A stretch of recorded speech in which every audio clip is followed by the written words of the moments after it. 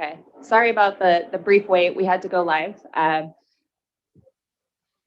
So with that, we'll go ahead and start the meeting. I'll call it to order. Please rise and we'll do the Pledge of Allegiance. I pledge allegiance to the flag of the United States of America and to the republic for which it stands, one nation, under God, indivisible, with liberty and justice for all.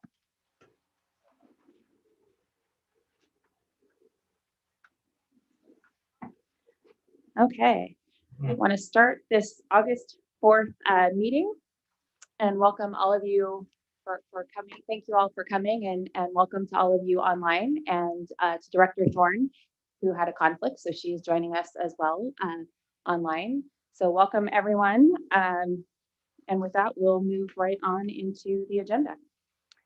Madam Chair, I move that we adopt the consent agenda as presented. Second. Okay, all those in favor say aye. Aye. Opposed? Okay, consent agenda is passed. Okay, so we will move on to what I would imagine most of you are here for tonight, and that is the public comment portion of the agenda. And what we've done this week for a few different reasons is we will take public comment in person, and we also have public comment that will follow the in-person public comment. Christine, Ms. Andrigg, and Mr. Rose will read those. Those were submitted online.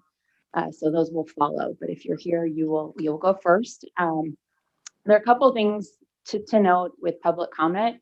It's kind of a strange part of the meeting, to be honest, because what public comment is for is simply for the board to hear what the public has to say. We don't comment, we don't debate. Sometimes that's really hard for us because obviously we have opinions and we want to chime in. It's also really hard for the audience, especially of this size. I just ask that you respect everyone. We can't comment, clapping in between. We have an awful lot of public comment. So unless you all want to be here like I do for hours and hours, we really need to get through it. And I ask that you please be appropriate. If it gets out of hand and people kind of can't keep quiet and be respectful to everyone so we can hear and those on the live stream can hear, we'll have to take some recesses, and I really don't want to do that. And I know no one wants that. So I just ask you to bear with me. There are a lot of people that have strong opinions, and we just, as a board, we need to be hearing them and we need to listen. So with that, the rules are that I will call your name, would go to the podium, and you have 3 minutes. There will be timers on the screens, so please be really cognizant of that. We really can't go over the 3 minutes. I don't want to be that person, but I would ask that when your 3 minutes is up, just finish your sentence. We just can't afford for everyone to take additional time. So please know that you've got 3 minutes, and that about covers it. So with that, we'll go ahead and we'll start public comment. After the public comment portion, you can see on the agenda, we'll do our business, and that will be when the board will discuss things and open up for decisions.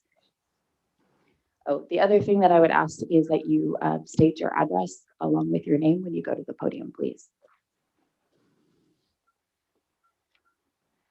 Okay, the first person on our list this evening is Chris Kotsky. Okay, Mr. Kotsky, the podium is yours for the next 3 minutes. All right, good evening. My name is Chris Kotsky. I ride on Settlement Drive. I really don't care what political side of the aisle you sit on. This is about basic American rights for freedom of choice. You mask wearers have the freedom to choose to wear a mask, and if you believe it protects you, great. I applaud you. What's the issue? You have the freedom to get the jab if you believe that protects you. Fine by me. What is the issue with us wanting the freedom to choose for our children? Why is our basic right to breathe unobstructed and opt to not wear an unscientific method to protect against a 99.9% survival rate flu so hard for you to let go of? You have choices, but Kate Brown, the ODE, the OHA, and possibly the SSD are violating our American constitutional right to basic freedoms of choice. Never have I lived through a time where a political party can choose what is best for my kid. I will not co-parent with a government of tyranny.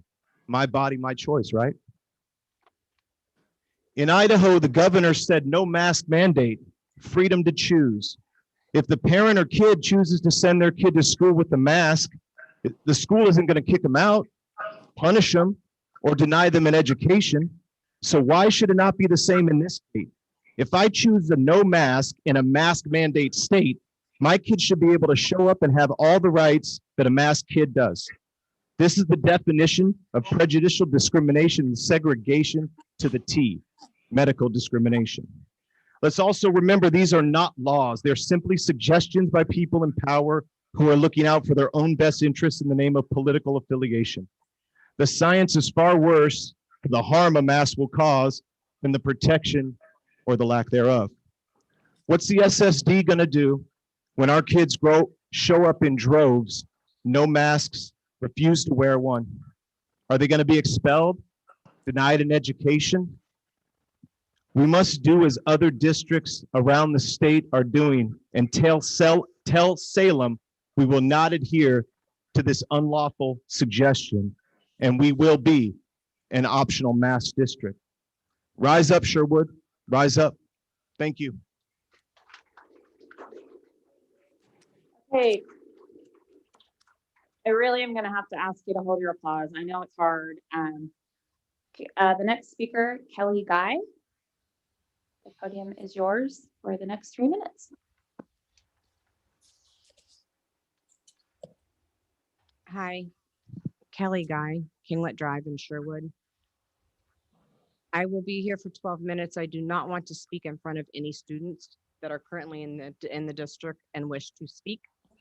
Time has been yielded on the sheet by other people to me who trust what it is that I want to say today.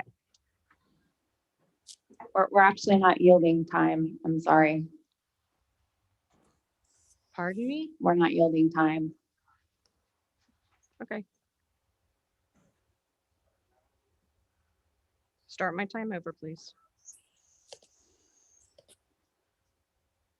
Is going to lower everything about what's going on right now. We should not live. Hello, board members. My name is Miguel Escobar, and first I'd like to thank everybody who partakes in the district and giving your We're time. going to take a 5-minute break. I'd ask that the person please turn that off.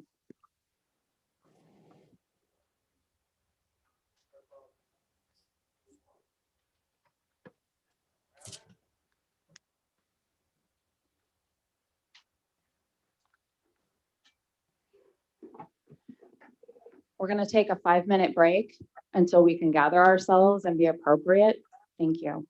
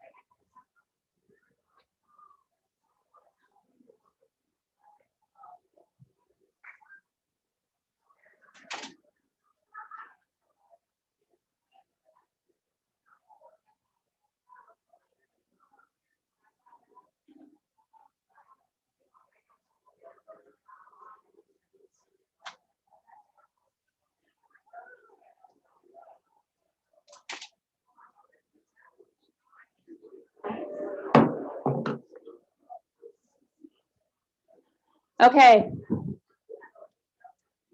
Thank you for bearing with us through a slight break there.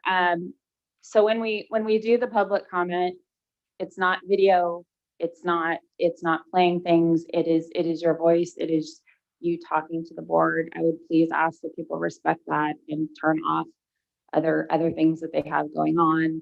This isn't about anything except kids, and we're here to try and listen. And I would ask that you respect that. Yes. Yeah. The people that have forfeited their time over to me we got people shaking heads. I am not doing anything bad or nefarious, and these people have already seen this video, they know what it says, and the words that we want to speak. I do not have the time because I own and operate two businesses to sit down and type it all out. So it's much easier to hold it up to the microphone and just let the words be spoken. I don't understand the panic of why you will not let this. There's no panic. You're welcome to take the podium. It would have been helpful had you explained it. It sounded like there was also noise coming from multiple places. How long is your video? The video is a little over 12 minutes long. It- Well, that's okay, because as when my 3-minute time is up, I can hit the pause button. The next person that is yielded their time will come back and just hit resume. They've all seen the video, know what it says. It's their words as well. Sure. All of us feel the exact same way. I'll tell you what, now that you've explained it, I'll go with it. I appreciate that. What's that?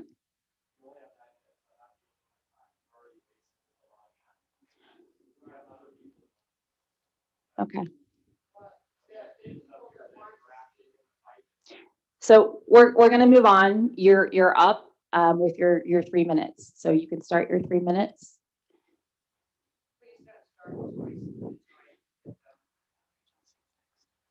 And then Valerie Johnson will follow. First, I'd like to thank everybody who partakes in the district,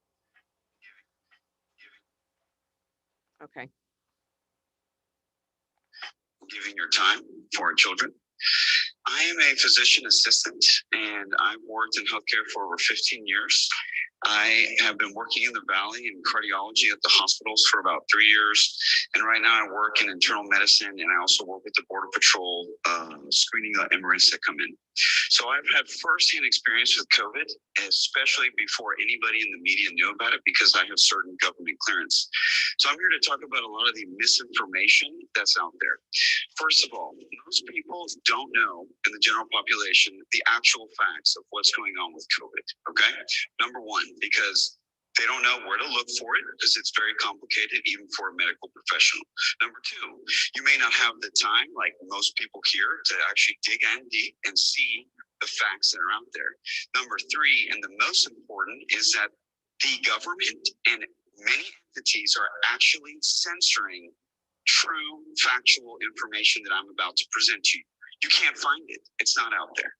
I understand that you might have some doctors on your board or doctors that come and help you out, but I can tell you one thing. If they're telling you something different than I'm about to tell you, they're either one, misinformed, and they're not looking in the right places. Two, they're straight up lying to you, and that would lead me to believe that who is paying you or who is influencing you to say these things.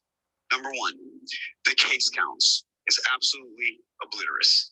You could be run over by a car, you go into the ER, you say I'm short of breath because your blood is fully filling your lungs, and if they test you for COVID, you died of COVID, not a car accident.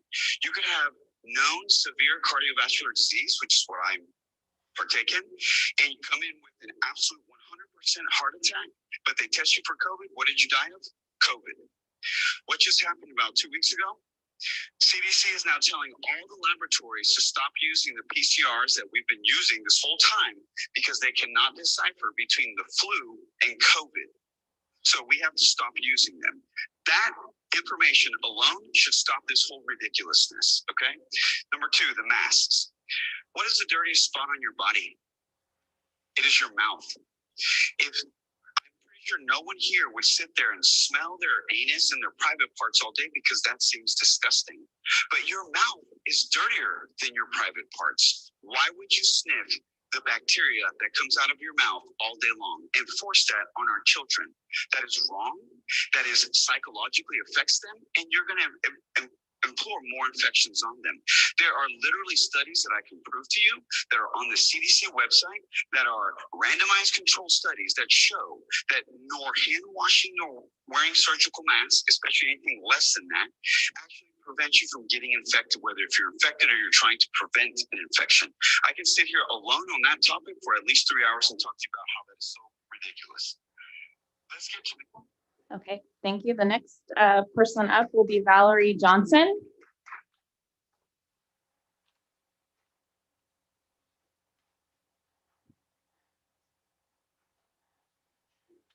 Ms. Johnson, you have the podium for the next 3 minutes. Okay, thank you.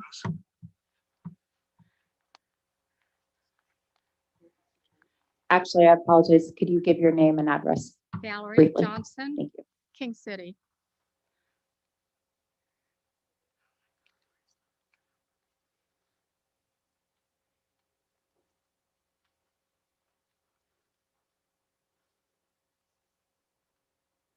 CDC about a month and a half this on that topic for at least 3 hours and talk to you about how that is so ridiculous. Let's get to the most important part. Kelly.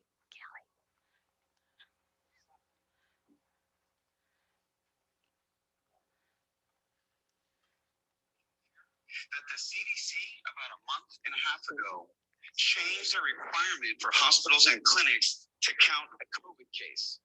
If you are now vaccinated, you don't have to register that person as a COVID case if they have COVID. Even if they're in the hospital and dying of COVID, if they were vaccinated, you don't have to count that as a COVID case. Why are people saying, oh, the unvaccinated are filling the hospitals? Because the CDC has literally changed that. So if you get COVID and you're vaccinated, you don't count into the pool of people that are vaccinated. Does anybody here know that? I doubt it. Do we also know of the change in the PCR test? No, I doubt that. So you're a board for education, not health. There's never been a study on social distancing or any of these ridiculous practitioners that are in between you. So you're telling me that you're safe to breathe, but we're not safe to breathe?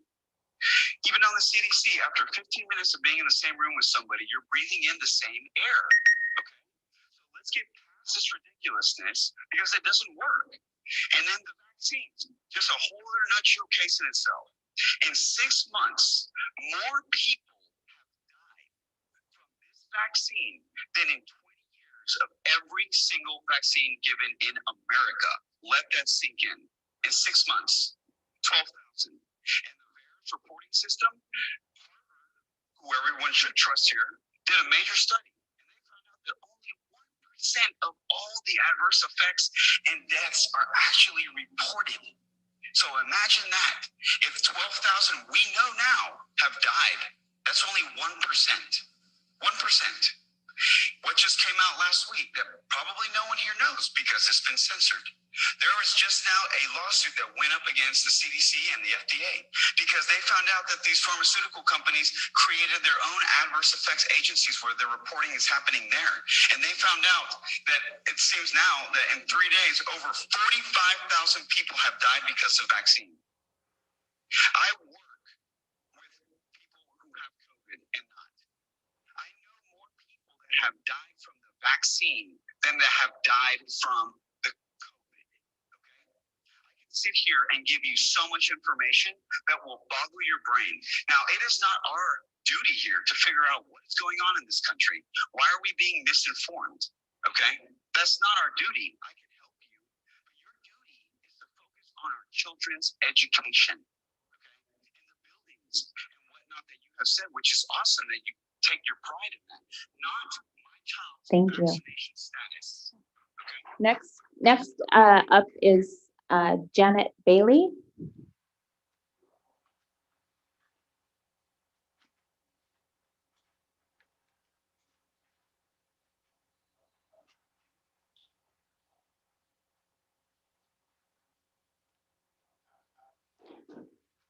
And Miss Bailey, if you could state your address and then resume the audio, that would be great. Thank you. Janet Bailey, 20655 Southwest 98th Avenue. Vaccination status. Okay? That is not your duty. And you should be worried about people wanting to vaccinate their children when this has killed more children than has ever happened in any history of vaccines. I have all this information and is readily accessible. My email is Miguel A. Escobar 55 at gmail.com. Miguel A. Escobar 55 at gmail.com. I can provide you over 1,000 pieces of literature, especially over 300 showing that hydroxychloroquine and ivermectin actually work. Because everyone that I have personally treated, I know not one person in my section of family or friends that has been hospitalized or died. So this whole craziness about the unvaccinated, no, you can still get COVID if you are vaccinated. You can still spread COVID if you are vaccinated. That is a false statement if someone thinks that because you are vaccinated, you are not going to spread this. And the biggest one of all is that there is still no proof that a child has actually infected a teacher or caused a death in any school in the world. Why are we worried about our children? If you truly care about their safety and their wellness, then why hasn't anyone mentioned that children in 2020 increased their suicide rates by fivefold? Fivefold. You want to know why my 3K, 4K student isn't going to go to Edinburgh? Because your protocols. Because most of the people that I talk to, well, I'm also in the upper echelons. I'm a PA. I've lived here for long enough to know who runs around here. We don't want to put our children where you're going to put these partitioners or wearing a mask, or my kid's going to have to worry because he's touching and hugging his friend, which we've been doing the whole time. Why?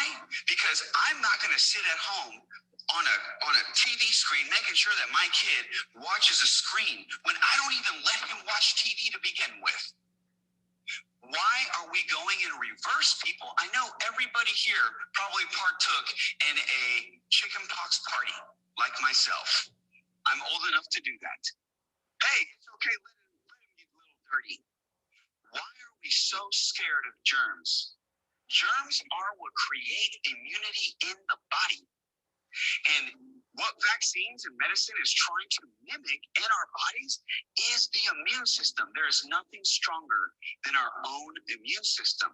With the school, if they really want to make a difference, and I can tell you this because I've served on many boards, I'm very active in the PA Society, and I've been very active in politics my whole life. If you really Thank you. Okay, the next speaker is Cameron McKenzie.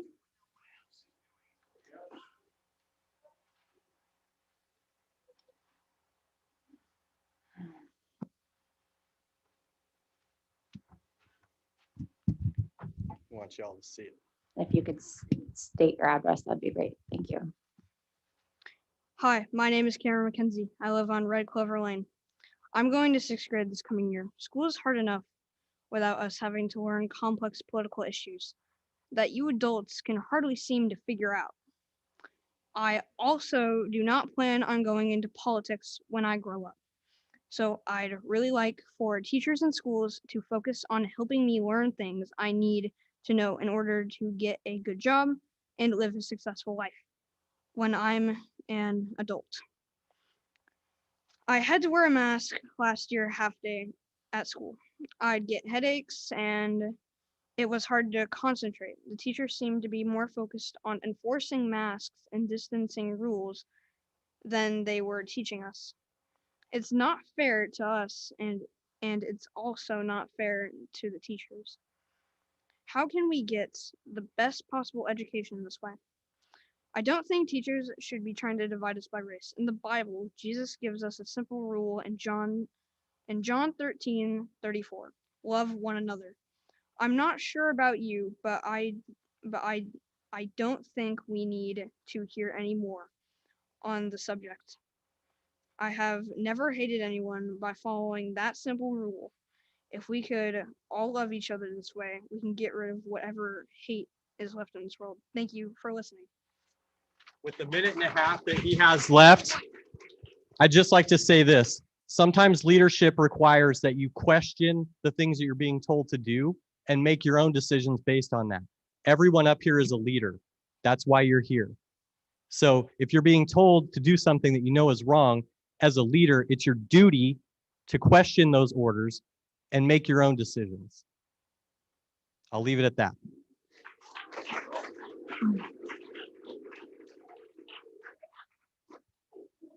Thank you. We will move on to Nicole Bagosi. Sorry if I said that wrong. How do you say your last name? Bagazi. Okay. Ms. Bagazi, you have the podium for the next 3 minutes. All right, give me a second here. I'm a little short. So, thank you. My name's Nicole Bagazi. I live on Stellar Drive.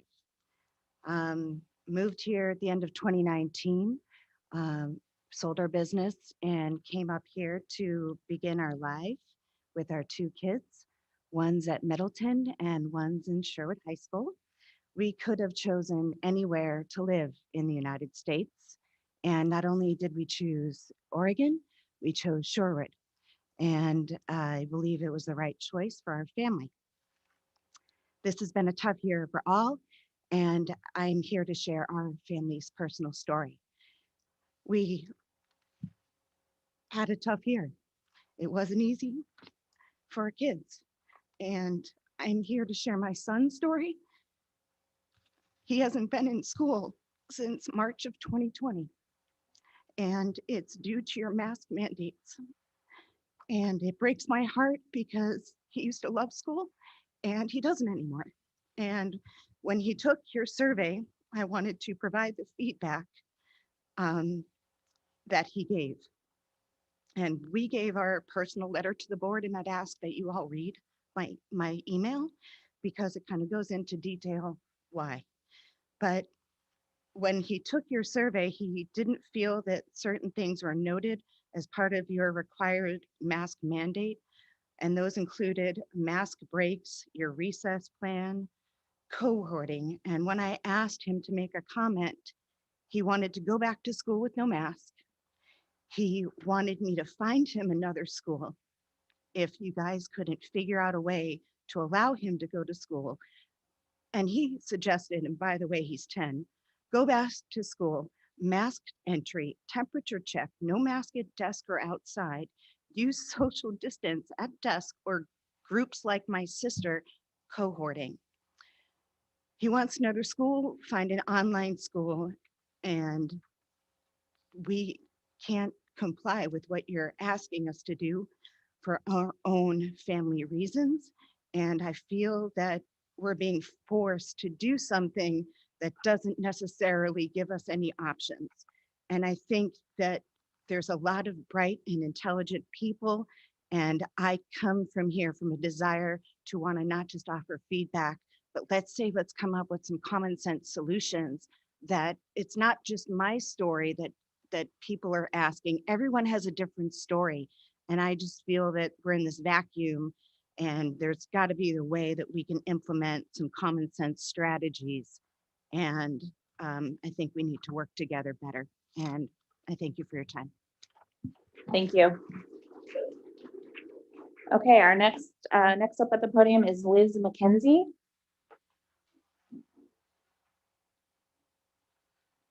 Ms. McKenzie, the podium is yours for the next 3 minutes. Actually, I'm speaking on behalf of a middle school staff member that asked me to read this. Is that okay? Okay. She put, "Dear everyone, I am a staff member and I am high risk staff member with a child at home that is also considered a high risk.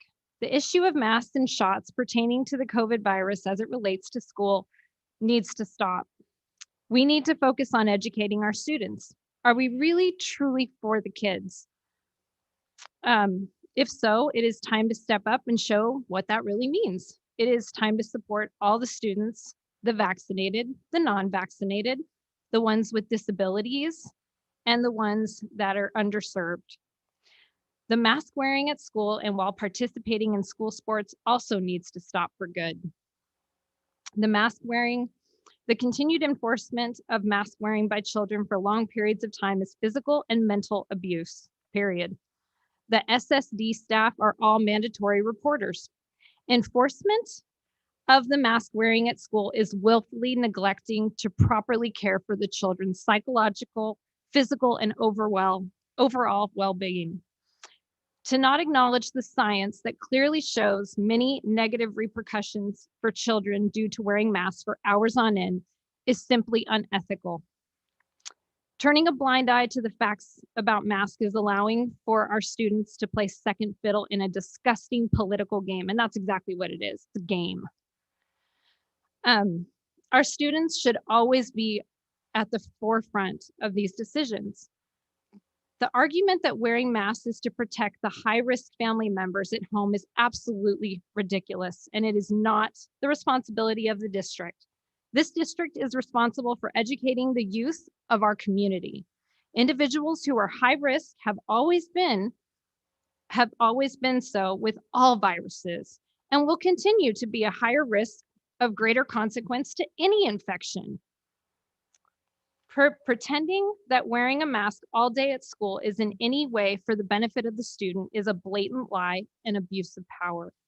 The staff that wanted to get a vaccine, got one.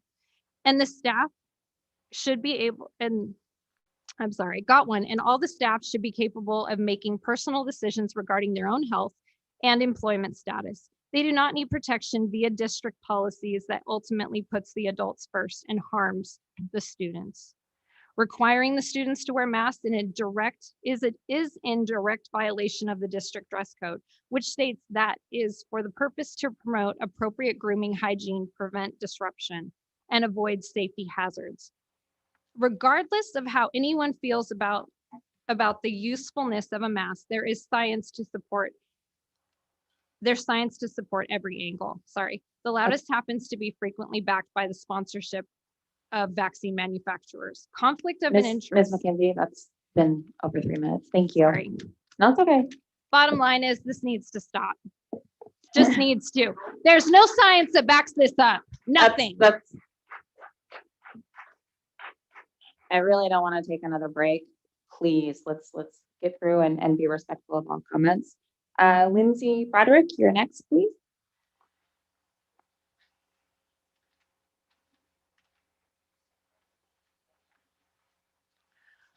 Lindsay Broderick. I live on King Richard Court. So at this time, I think it's safe to say that there's one unifying emotion in Sherwood right now, and that's fear. Fear of the Delta variant and fear that we're now mandated to wear masks. Fear is a powerful emotion throughout history. Fear has been the source of much preventative action and also the source of great pain. In 1993, I lived in Malala when the spring break quake hit, 5.6 earthquake, destroyed our high school. I remember it very well. My family later on moved over the mountain and I moved out of state as a result. But I still remembered that. And so when I moved back to the Willamette Valley, my bookshelves are bolted into the walls and my pantry shelves are very secure. Fear did that. Life jackets are another precaution we take against drownings. My children have had many opportunities to play in deep water this summer and always wear a life vest. They have a healthy fear of water that was helping me to be a little at ease. In the pool, my 8-year-old wanted to test his swimming skills and asked to take it off. I let him, and he made great strides in his swimming abilities. My 4-year-old was a very cautionary kid. We played the shark game just to get him to trust the tool that he had.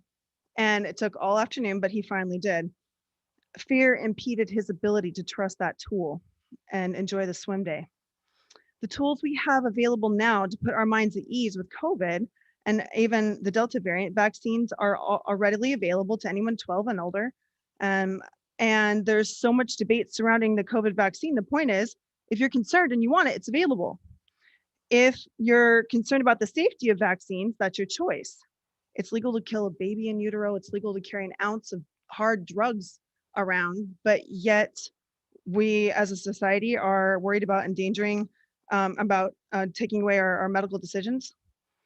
2 days ago, Politico magazine published an article about the debate within the Democrat Party over mask reversal.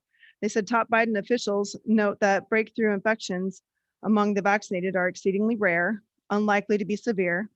They've been openly frustrated by what they see as overly alarmed coverage of these cases.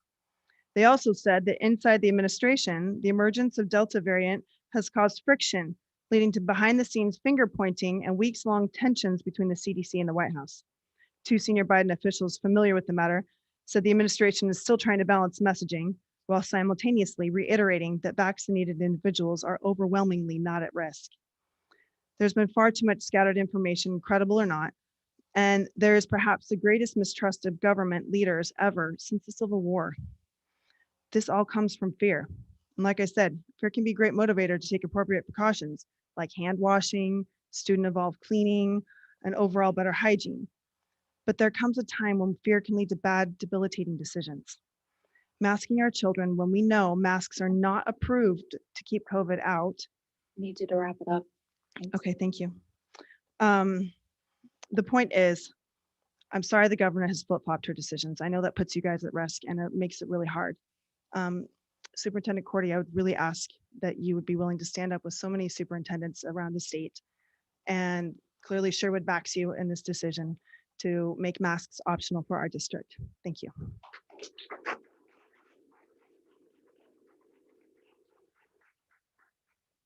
I'm going to ask again, please, let's keep moving on. I know everybody feels very strongly, but we have a lot to get through.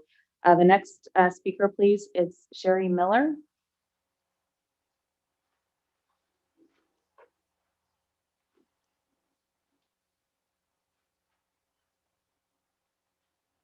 Podium is yours.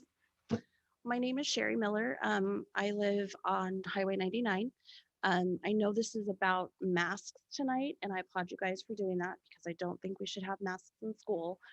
But my reason coming tonight is because I want to be able to work with the police station here in Sherwood School District to get people to help with crosswalk on Highway 99 for the high schoolers. I saw a lot that there's going to be buses and stuff like that. But I know there's not going to be a lot of kids that are going to want to go on the bus or just want to hoof it over and get over to the school. I used to work at LISD in Texas. The school district there had volunteers that would help for crosswalks. The crosswalks there, the people, they took broomsticks and they put pool noodles on them and then had their vests and their signs so that when people got a little ambitious or wanted to push a kid over or get in the way or looking on their phone, they were able to pop the car. I feel since my daughter's going to start freshman year there, and with, I heard on Facebook, Sherwood Facebook, that a kid got hit.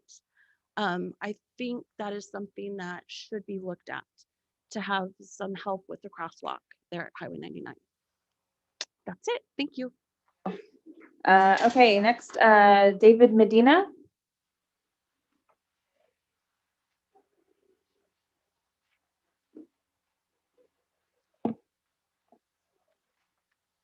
I'm just kidding. Just kidding. Just gotta lighten the mood a little bit. The podium is yours. If you could state your address, that'd be great. Thank you. Yeah, my address is 15112 Southwest Willamette Street.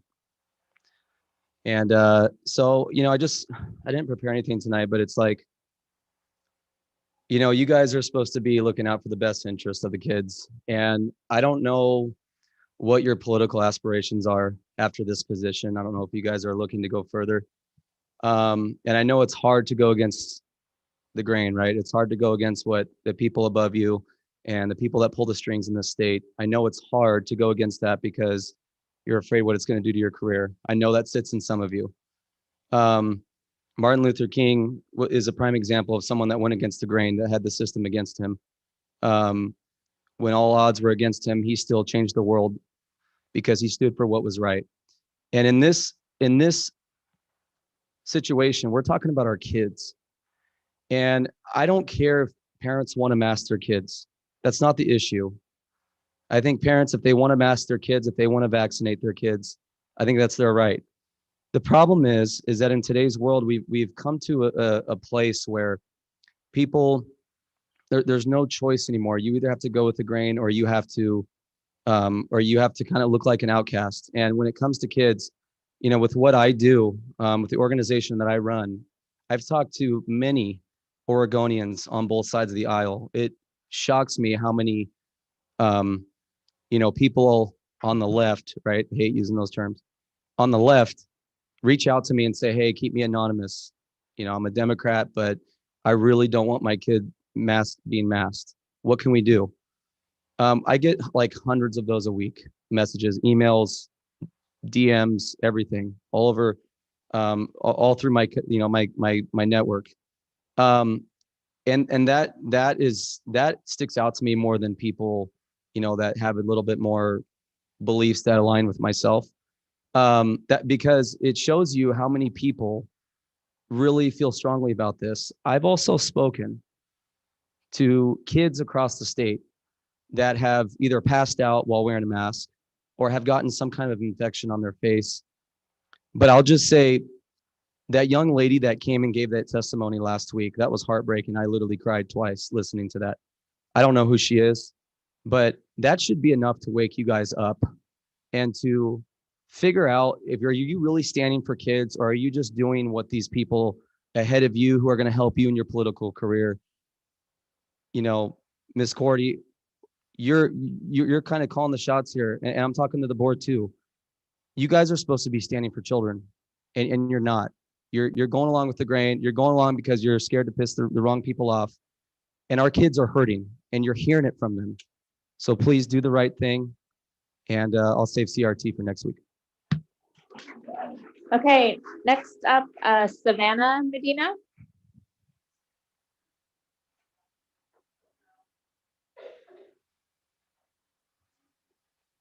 If you could just state your name and address officially. Podium is yours. Hi, my name is Savannah. I live on Willamette Street. To be honest, public speaking isn't really my thing, and it usually makes me nervous, but I'm kind of past that point. Thinking about everything that's happened these past 2 years makes me sick and hurt more than anything that we have let it get to this point. I moved to Sherwood in 4th grade, and after moving all over the place, was finally happy to call Sherwood my home. It was such like a welcoming place, and that's what Sherwood has always been about. Just a town that goes out of our way to help and support and stick by each other no matter what. But now it seems like teachers, parents, and students care more about looking good or going along with their friends than actually doing what's right for the kids. And thinking about how instead of being at school and learning social skills and getting an education with my friends, I've been stuck at home in front of the screen, or sadly at home just because I didn't want to wear a mask over my face that prevents me from breathing healthily. It's just wrong. And parents and teachers think they're doing what's best for us and keeping us safe, but I promise you, you're not, because you guys aren't kids and you don't understand what you're doing to us in our mental health. And I understand COVID has gotten people sick, and even taken some lives, and I'm not saying those don't matter. But only 3 people have died under the age of 19, and those lives do matter, but I don't think that it should prevent us from another school year. And I know teachers say that, we said you could go to school, you just have to wear a mask, but I'm telling you that, number 1, masks don't help us, and number 2, it's damaging us and our mental health when we can't breathe and people can barely hear us. And if you're listening to me right now and thinking that I'm just another kid who doesn't know what she's talking about, then that's just kind of sad that you guys don't care about what the students think, because I'm not the only one who thinks this. And right now I feel like to some of you, I'm probably just another bug or pest you're just going to brush off when I'm done and convince yourself that I'm wrong and you're helping us. But by now, 2 weeks turned into 2 years, and students are about to go into another full year with masks being required. And you guys say, oh, well, it's a mandate, so there's nothing we can do about it now, but there is. As a community, we can push for what's right. Don't let us face this pain another year. Don't send us to school with a mask, because some education is better than none. Send us to school with no masks, and if you teachers are going to suspend us or take away our education that we'll never get back, then I'm sorry, but that just looks bad on you, and it's so messed up. And with this new rule that the state will charge up to $500 a day, I just see another excuse coming. But number one, if districts push back, they will realize that they're not doing what's right. And number two, if you teachers care about us like you say you do, isn't $500 a day worth saving thousands and thousands of kids from growing up traumatized and letting us go to school, making good memories as kids? It should be our choice. And if a parent wants to send their kid to school with a mask, then that's great. I respect you and your opinion and think no less of you. But that should go the same for kids who don't want to wear one. We should respect everybody's opinion and go about our lives. I'm literally begging you guys, don't make kindergartners and up wear a mask. Don't let us face another year. I think we should restore Sherwood to the respectful, supportive, and welcoming place it used to be, and let's make a change. Don't think your voice doesn't matter, and don't worry about friends or looking cool when at this point it's about saving kids. And I care about young elementary kids and kindergartners who should be able to breathe and be able to be a kid. And I hope you guys care too. And don't brush us off or roll your eyes with your arms crossed or think our parents made us do this, because this is how us students feel.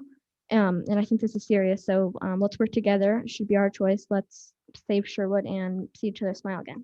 Thank you. Thank you.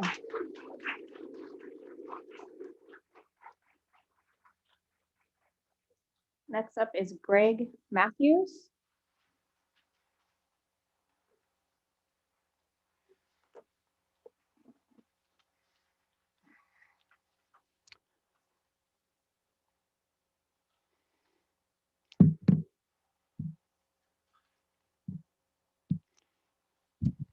My name is Greg Matthews. I'm from Sherwood, Oregon, United States of America. You know, I came up here with a lot of different ideas, different things to go through, but most of the good ones have already been taken. And I want to instead appeal to you each in a way that maybe mutually beneficial. If you are, involved in this political machine and want to get the support of your community, we as the community will support you.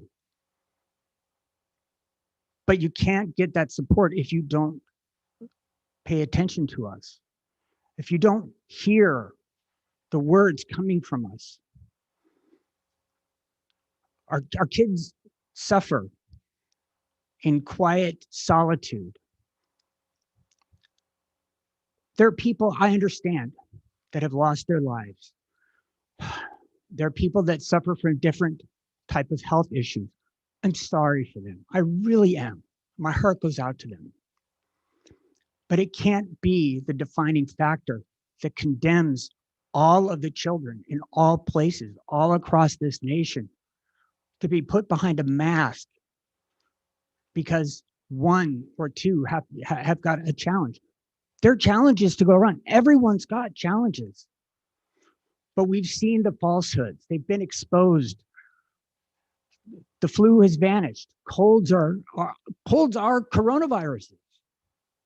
There's something that we've all been dealing with. These are health challenges that are no different than anything else we've faced throughout our lives. In the 80s, I got to watch Dr. Fauci scare the world again with AIDS, and everybody thought here was something. It was 100% fatal. There were no masks. There were no shutdowns. There was no discrimination. Yet here we have something that is 99.99% survivable to 98% of America. They shut down the entire country. They put kids in masks. The kids who have almost zero chance of contracting or being affected by this in any way, shape, or form. It's time for the insanity to stop. It's time for common sense and logic to have its day. It's time for the students and the teachers to be involved in learning. Just learning again. Thank you. Thank you. Okay, next up is Michelle Anger.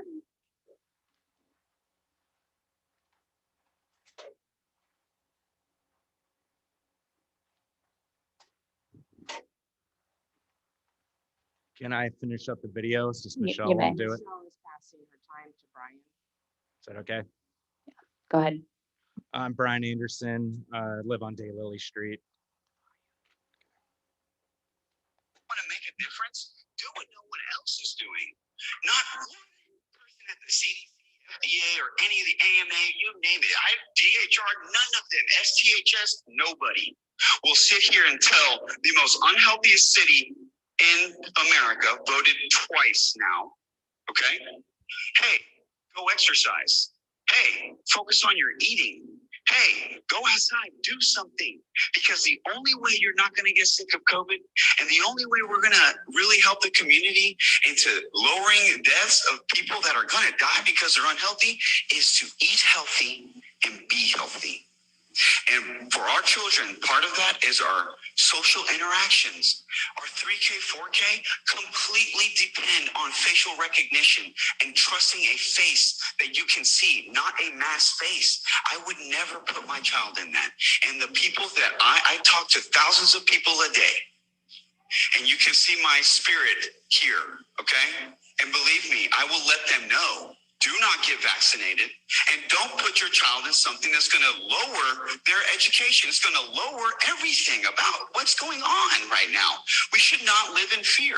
If we start this with prayer, then you should know that God tells you don't live in fear. We're always going to live in infections. We're always going to live with diseases. The only way to get around that is live healthy, be healthy. So I implore you all, please look at the facts. Don't go by what the media says because it's straight up lies. I can prove this to you 100%. I work in a facility, at the Donna facilities. I work with children and adults all day long. We've seen over 70,000 people in tents that are like this. Like this. Do you think people wear masks in there? Why do you think they don't want people to go in there with cameras? Because it would put the whole pandemic to shame. Because no one's vaccinated, no one's wearing a mask. Everybody's pretty much sick because they're immune. Imagine people coming over for a month. Their immune system is to the floor. Not one person has died of COVID. And just right now, another study that just came out by Johns Hopkins just came out with a study with over 48,000 kids showing that no healthy child died of COVID. That the only children that died of COVID were the very severely ill, which most of those children can't even be in school. So get over the fear. The masks don't work, okay? Hug thy neighbor. Love thy neighbor. And everything will be okay. God bless you all. I hope that you actually inquire to me because most doctors that I know have no idea what I'm talking about and they do not know where to search for this information. I can so show you. Thank you. Thank you. Next, I believe, is Grace Lee. You may take the podium.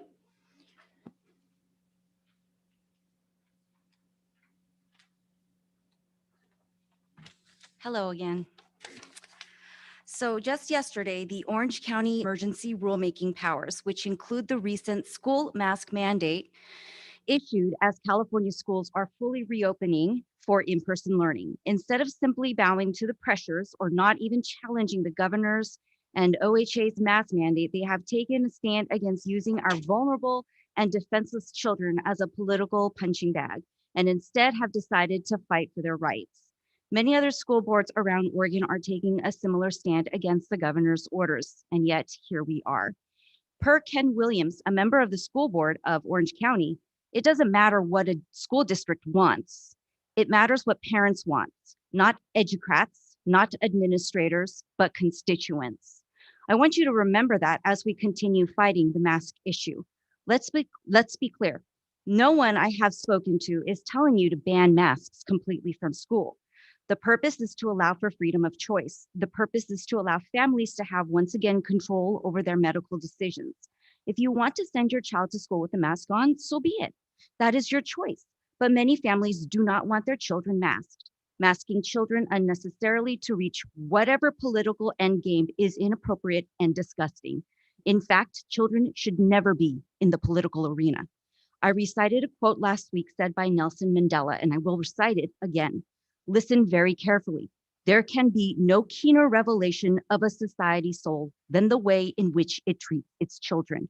My daughter had headaches and bloody noses after she went back to school masked every day. My son couldn't even go back because of his asthma. He could not breathe. He lived on a nebulizer.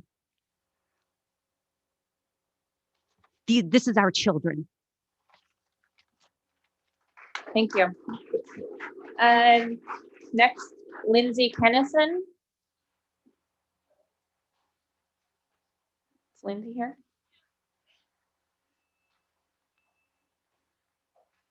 And if you could state your address, and 3 minutes is yours.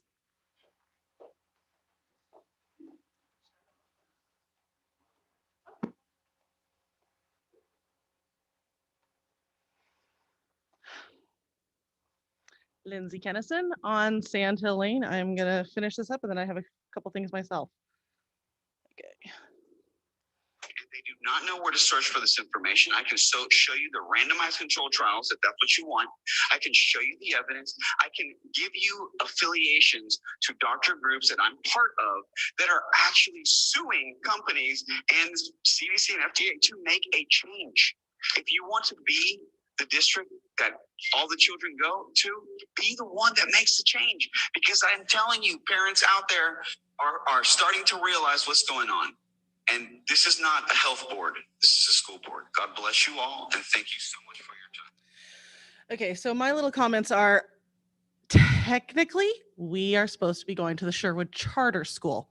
Technically, we're not supposed to be under the Sherwood School Board, but we are, because the school board likes to follow what you guys do. Okay.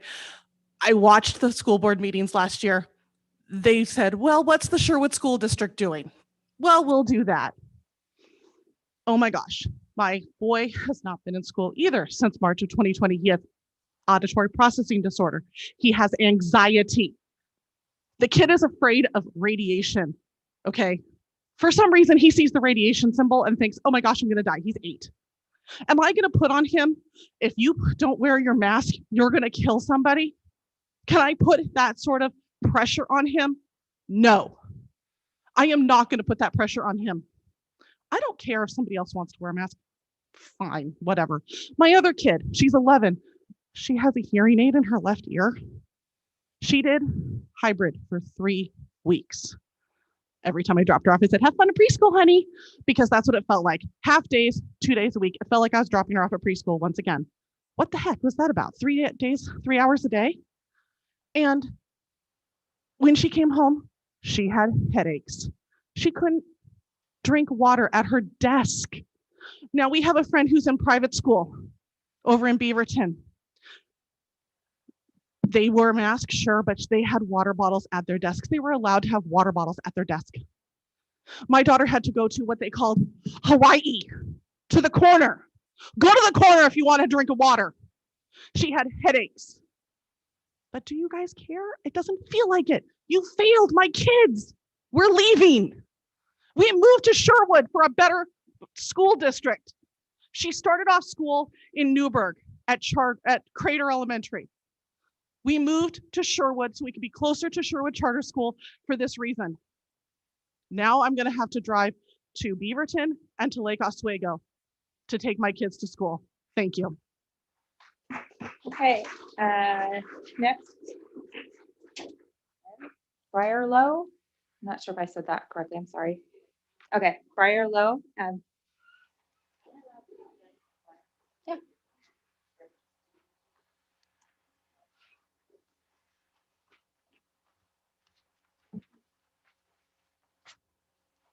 I'm surprised there aren't wipes for me to wipe off the microphone.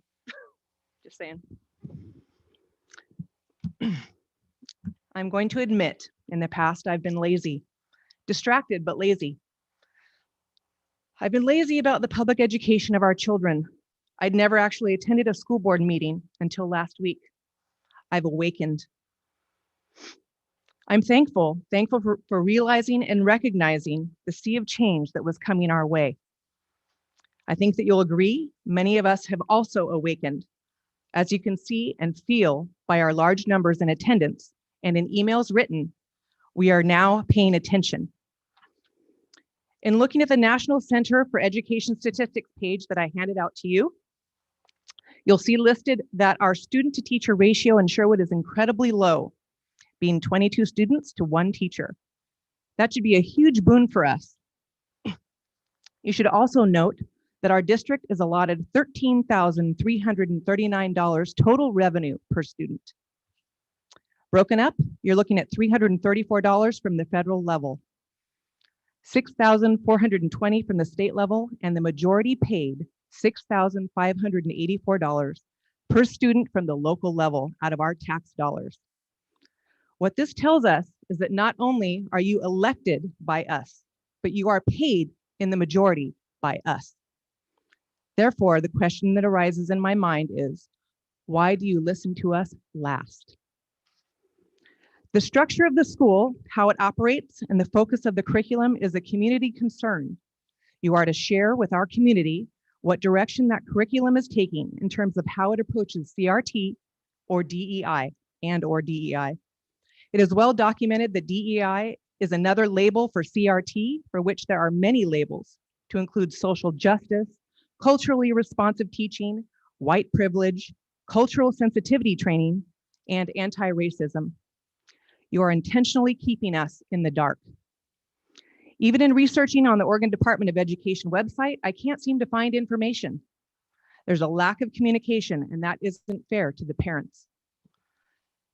Far from providing positive solutions, CRT is destructive and divisive, which is why it is so important for Sherwood parents to understand exactly what is being taught to our children.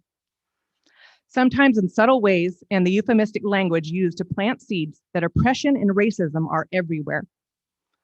Curriculum that is repeatedly hyper-focused on division along racial lines is very harmful to young children who do not yet have the level of maturity or capacity to think critically, and this can have serious consequences. Therefore, I'm asking you to share curriculum details for all subjects. If you're going to teach CRT, then tell us, what are you countering these ideologies with? If you're not planning on countering, then that's social engineering, not teaching. This is an education process. Parents are responsible for the upbringing of their children. Teachers are responsible for teaching children. It should be how to think critically and make decisions on their own. Our children should be able to discern the validity of what they hear, read, and even what they see. Thank you. Thanks.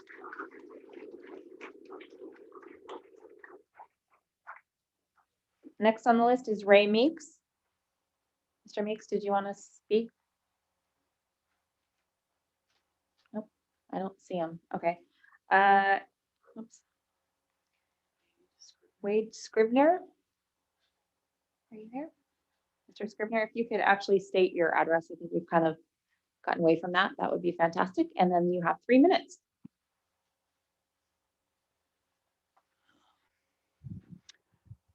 Hi, my name is Wade Scribner.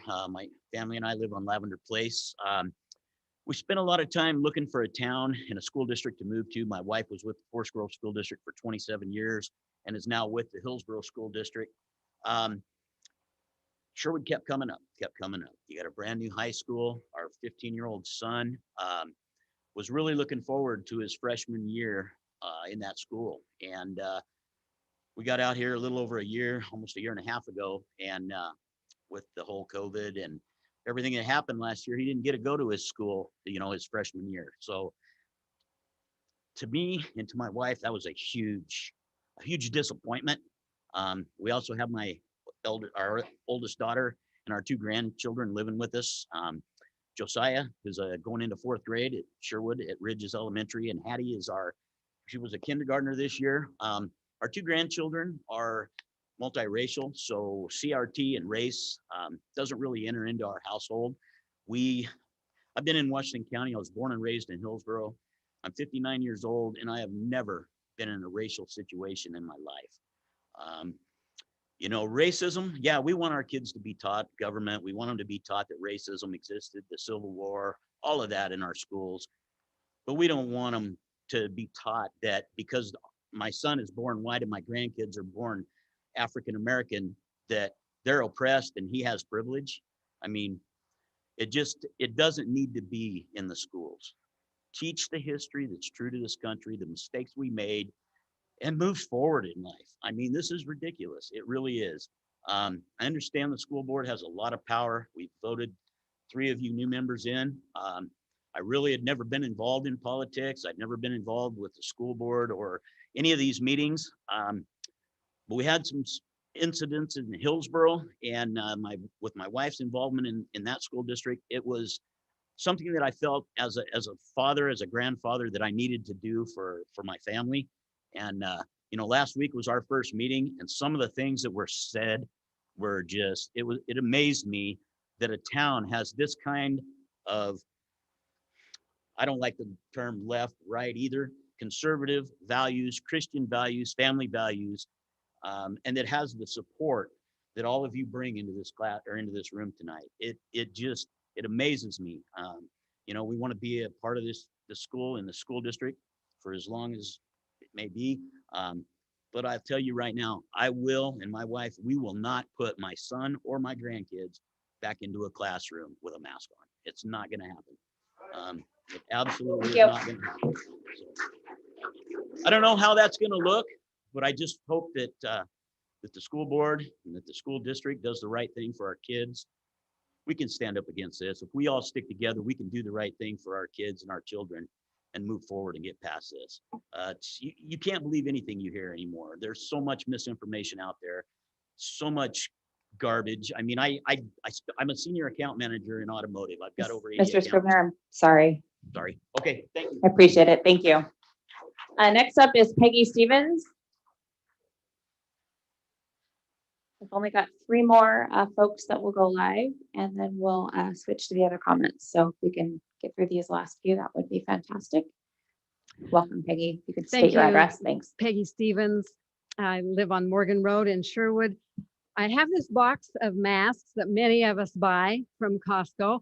Right on the box, it says, "These masks are not intended for use in clinical or medical settings where the risk of infection through inhalation exposure is high. These masks are not intended for use in the presence of high intensity heat source. These masks do not eliminate the risk of contracting any disease or infection, nor reduce the risk of illness or death." Interesting. So I think we were all quite moved by Lizzie Stoddart's testimony last week. That gave me a different perspective on from a student, coming from a student, what it's like to be a student and forced to wear a mask. We don't want our teachers to be mask Nazis. You don't want to ask the teachers to be mask Nazis, the mask police. My daughter teaches 5th grade in another state, and she taught full open school last year, 5th grade, and there were no infections. Everything was fine. They were asked to wear masks, but she said they were very relaxed about it. And she said as she looked across her classroom, that the kids, when they're working at their tables, they all have their masks pulled down, and she didn't want to make them put their mask up, and then they would forget to pull them up, and sometimes they'd leave them on their desks or their tables. And she said as she would go pick up their masks and look at them, she says, they were not a mask that I would want to put on my face or anybody else's face. These masks are not sanitary. They're not clean. They are not helpful. Please, please do not make our teachers be the mask Nazis. Please allow our kids to go back to school with freedom to breathe. Thank you. Okay, next would be Karen Stoddard.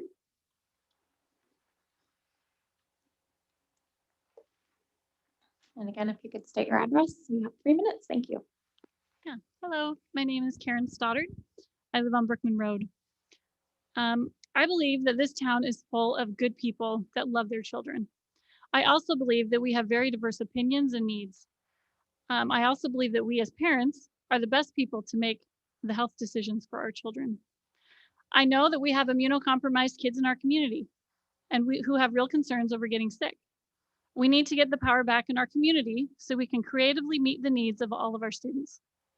I do not discount their concerns, but I do question if it is moral to ask the 5,136 students in Sherwood schools to mask up to their own detriment to provide a perceived amount of safety to the few. Why is your kids' physical health more important than my kids' mental health? The short answer is it isn't. I hope that you have felt the anguish that was so poignantly described by my daughter last week, and that you let those words ring in your ears, knowing that she represented many, many children. All of our kids need protection, some physical, some mental, some emotional, and it's our job as the grown-ups to do our very best to protect all aspects of their well-being. Please do not get so skewed on the physical concerns that we neglect and damage the mental and emotional needs of our children. You are in your position in our school district today for a reason. You have been chosen either by vote or by profession to protect and educate our children. The best education that you or anyone else in this town can give our kids today is to show them that what working together as a community looks like. Show our kids that we care about all of them and that we will fight the battles that they are not yet capable of fighting. That we will stand up to oppression in all of its forms with compassion, love, and understanding, but we will stand up. The governor has overstepped her bounds, and we want the power back with the people, the parents, the voters. We can handle this situation more effectively on our own. I want to encourage you to stand up against the governor. Unite with the other school districts that have come out in opposition and send the very clear message that Sherwood can take care of itself. The governor has overstepped her bounds and she needs to be reminded. Thank you very much. Yeah. Okay. Steve Holthouse. You're next. Again, if you could just state your address and you have 3 minutes. Thank you. Hi, I'm Steve from Stellar Drive, just south of the middle school. And I apologize in advance, but my little speech may seem disjointed, sort of like a stream of consciousness, even though I've written it down. When I saw signs posted at the entries to the middle school saying that parents are not allowed inside the school, it got me to thinking, what if there was a way for parents to feel secure about their children inside the school, even if they could not check on them themselves? I mean, why are parents not allowed in the school? There must be a reason why. I bet you know. One way would be to have cameras in each classroom that could be accessed by password by the parents. This idea came to me from the pandemic-induced remote learning experience of many parents being able to look over their children's shoulders to see what they were being taught. Some teachers might say that it would be an intrusion on their teaching. I would say, if you as a teacher are confident in your teaching, why would you be worried about parents watching the class? Do the school administrators still sit in on classes from time to time? If they don't, they should. But they have to deal with the Oregon Education Association, which runs the public educational system to a great degree. Follow the money. Cameras would have the added benefit of pointing out any areas of racial bias that would be in such concepts as critical race theory, white supremacy, and the New York Times 1619 project. I have to say, my wife and I walk our dog through the middle school grounds in the early AM, because we live close to the school, and encounter some teachers and staff on their way in to work. You'd be surprised how many teachers and staff said they voted for Duncan and Krista, but didn't want to be quoted on it. I would guess they are worried about keeping their jobs if they hold a viewpoint contrary to their bosses and their union. I dare say that the salary, staff, and expenses of the new Director of Diversity, Inclusion and Equity, or Equity and Inclusion, whichever it is, and her staff and equipment could pay for a large part of a camera system in a school. We're almost there. Let's please be I- respectful. I- Thank you. In conclusion, Madam, it would be great if the school district could be as transparent as possible with the parents and property owners who pay their salaries. Please don't lose sight of the fact that you work for us. Thank you.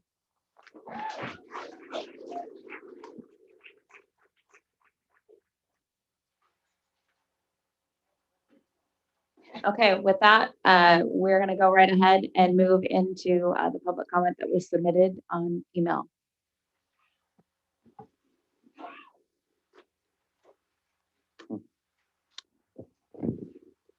Jeff and Jennifer Peterson, Hanley Street, Sherwood. Dr. Cordy and school board members, thank you for taking the time to read this communication. As concerned and involved parents of 4 children from the Sherwood School District, we believe that it is imperative that we highlight several issues that are becoming increasingly relevant to our community. First, we are very supportive of Governor Brown's mask mandate in all Oregon schools K-12, which is backed by the Oregon Pediatric Society, Oregon Academy of Family Physicians, and the American Academy of Pediatrics. Thank you for ensuring that the recommendations of these nonpartisan experts are utilized to keep our community safe. We understand that there is a concerted effort being made by certain Sherwood community groups. I'm sorry, we're not going to have signs up there. Can you please put your signs down? This is not this isn't a rally. Thank you.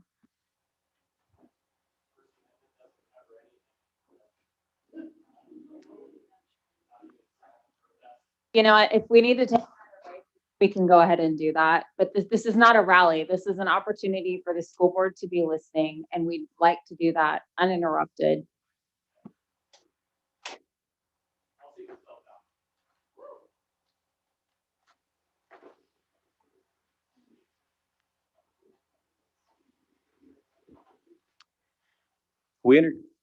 We understand that there's concerted effort being made by certain Sherwood community groups to orchestrate a mask boycott at our Sherwood schools. These groups are encouraging parents to send their children to school unmasked. Does the Sherwood School District have policies in place to address this issue? Should these efforts come to fruition, we'd like to understand what those policies are and what the potential consequences might be for those who choose to ignore the governor's mandate. Perhaps if this is communicated in advance, a chaotic situation could be avoided. Second, we were witness to several alarming comments and behaviors exhibited in the public comments at the Sherwood School Board meeting on 7/28/21. Despite the Sherwood School Board chair communicating at the beginning of the meeting that comments and applause were not appropriate, thunderous applause followed nearly every public comment. What are the rules regarding applause during the public comment segments? Please note that for attendees who did not necessarily agree with the narrative of the outspoken citizens at the podium, the environment did not engender a feeling of inclusion or an expectation of harmonious discourse. Instead, the tone was more similar to a partisan rally. We would hope that during the future school board meetings, if the rules to refrain from comments and applause until the end of the session, that this rule would be enforced. Finally, with the emergence of the COVID Delta variant and the statement made by the city that masks will be required in all City of Sherwood buildings beginning 8/3/21, we would like confirmation that masks will be required at all future in-person Sherwood School Board meetings. Until these mandates are lifted, thank you for utilizing this online submittal option to allow for public comments. It is critically important that our school district promotes equal representation within our community. Sincerely, Jeff and Jennifer Peterson, parents of 6th, 9th, 9th, and 11th grade students in the Sherwood School District. Kimberly Brown, Northfall Road. I'm a parent of a Sherwood High School student. My purpose for this comment is to share my strong desire for full-time in-person instruction to still be the plan for the 21-22 school year, regardless of whether online instruction is an option or not. While I understand online instruction is helpful to some, it was so challenging and not in the best interest emotionally, mentally, or academically for not only my student, but so many others as well. I am asking that even if you include online instruction as well, that the full-time instruction not be taken away. Thank you for your time, Kimberly Brown. Lisa Hawkins, Hanley Street. We wanted to enroll in cloud for the 21-22 school year. We were very disappointed as well as our cloud teacher that this option's denied. We have a child with ADD and another with an anxiety disorder. Their needs were met. My kinder got private time with the green room teacher regularly and was leading his class academically. My third grader tested fourth grade level all year. They definitely had their lazy moments, distracted moments, but all in all, they learned a lot, interacted with peers frequently. Thanks for listening to our feedback, the Hawkins family.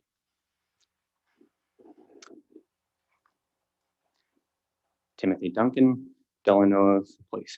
I appreciate all the district hard work, that they follow the CDC guidelines to keep students and staff safe. The district works towards an inclusive and diverse environment and curriculum. The district cares enough about our students to have a sexual education curriculum that speaks to facts and the safety of our children.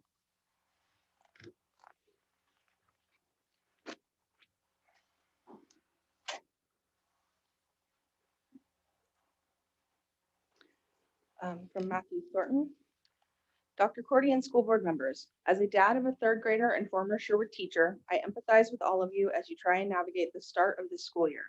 I'm sorry the business of education has needlessly become political, in part because of us parents. Follow the guidance of public health experts.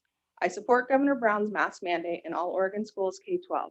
For the safety of our kids, we must follow the guidance of our public health agencies.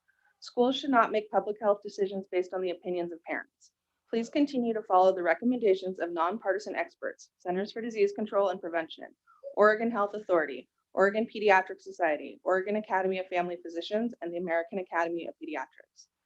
Plan for protests. There are efforts by Sherwood community groups to organize mass boycotts at our Sherwood schools. These groups are encouraging parents to send their children to school unmasked. Does the district have a plan in place to address these potential protests? The district has the support of parents. The many rancorous, misinformation-filled partisan public comments at the Sherwood School Board meeting on 7/28/21 were shameful and alarming. The district needs a better plan to keep the meeting decorum civilized. Despite these public comments, I want to reassure the district that there are large numbers of parents who support the district's efforts to address systemic racism and navigate a safe reopening of school this fall. Require masks at future meetings. Masks will be required in all City of Sherwood buildings beginning 8/3/21. The district should do that same and require masks at all future board meetings. Thank you for taking the time to read this. I apologize that parents in this community have made an already difficult reopening of school this fall even more difficult. Dad of a third grader, Matthew Thornton.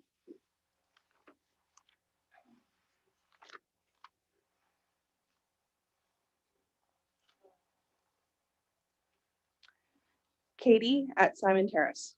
Please continue to enforce the mask for all on campus. If parents have a problem with their kids wearing a mask, then they should stay home. All kids and adults on campus need to wear masks. Callie Ross, Middleton Road, Southwest Middleton Road. I would like to discuss what it's like having a medically fragile child in the Sherwood School District is like in this atmosphere. To the members of the board and Sherwood, my community, I'm speaking out today after concerns watching the previous meeting. I'm a parent of 2 children, both within the Sherwood School District. My oldest will be entering the 5th grade this year, and despite being enrolled last year, my youngest will start kindergarten. It is for him that I implore you to listen. My youngest son was born with a form of primordial dwarfism and a genetic deletion syndrome. He has always been in the at-risk category. At 1, he contracted a virus, a common cold to most, but like COVID, severe cases come with long-term effects. His lung disease is defined by progressive scar tissue enveloping healthy tissue in the lungs. We are seeing the same, once rare, disease pop up in children with the Delta variant.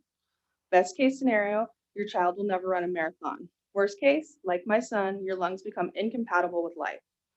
With many progressive scarring diseases, you lose transplant as an option. It's one of the most common forms of rejection, and your likelihood of transplant failure outweighs the benefit. January 2020, my then 5-year-old's disease progressed to the point his heart began to fail.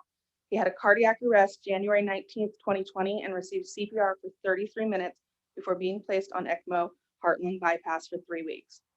During that 3 weeks, we fought, knowing that the brain damage from lack of oxygen was so awful, he may never wake up. We fought knowing that when he could get an MRI, it would most likely lead to us removing life support. His MRI was devastating, but as we gathered our family around to say goodbye, he opened his eyes. From that moment on, we promised we would do anything in our power to give him the best of whatever life he has possible. The form of brain injury my son sustained is called an anoxic or hypoxic brain injury. It is the most detrimental of brain injuries and that every area is affected. He lost his ability to make noise, move on his own, swallow, see, everything. Slowly and with a lot of dedication from a fantastic team of caregivers, we've made steps. He's fully aware of what's going on, has begun communicating with an eye gaze device, is able to utilize his arms and hands again. We've gotten another miracle, and we've done it with limited help. My point of this is to provide context, although a personal perspective of just what a little virus can do is an added bonus. What many people don't realize is how much a school district can do for a child like mine. School for my son doesn't look like a day in the classroom learning to add. It's 3 hours, 3 days a week of intensive therapy with trained speech, occupational, and physical therapy. It's pure interaction for the first time in his life. It's access to tools and equipment that are not available through insurance. It's easy for people to say, those at risk should just stay home. But the truth is much more complicated. Despite being enrolled, we received no home-based services for our youngest last year. No teacher came to visit, no equipment was loaned for our use. Zoom calls were offered to us, but would have been of little use. For my son, school is imperative going forward. I now look to the board members. And that's 3 minutes. Allison Worthy, Southwest Venture Lane. We need a cloud campus option for at least the first half of the 2021-22 school year. A cloud campus option would be appealing for both families whose kids who can't be vaccinated yet or are weary of breakthrough infection for kids already vaccinated, as well as those families who don't want to send their kids to school in masks or can't due to medical conditions.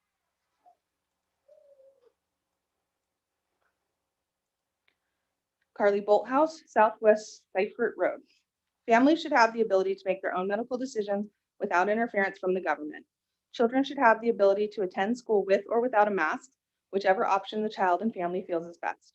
The data shows that children are not at a high risk when it comes to contracting and spreading COVID. All families have a different level of risk tolerance for everything from riding a bike to flying on an airplane. COVID is no different. If families want to wear a mask to mitigate some of their risk, that is their choice. And if other families are okay taking on some risk without a mask, that too is their choice.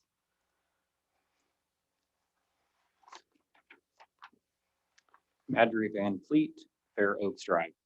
I would like to know before unenrolling my second grade daughter if there is any possibility of making masks voluntary. If it's mandatory, we plan to homeschool. I love the schools in Sherwood, but will not make my small child wear a mask all day. I sent her half time and that was my limit for masking. Full days is way too long.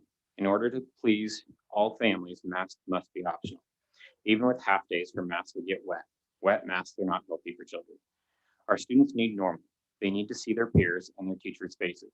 Smiles and expressions are not optional through learning. I am so sad, but I won't send her in a mask. Our poor children who need to endure covering their beautiful faces for hours on end. So sad. Please let me know if we should hold off on unenrolling or if masking will be mandatory. Thank you.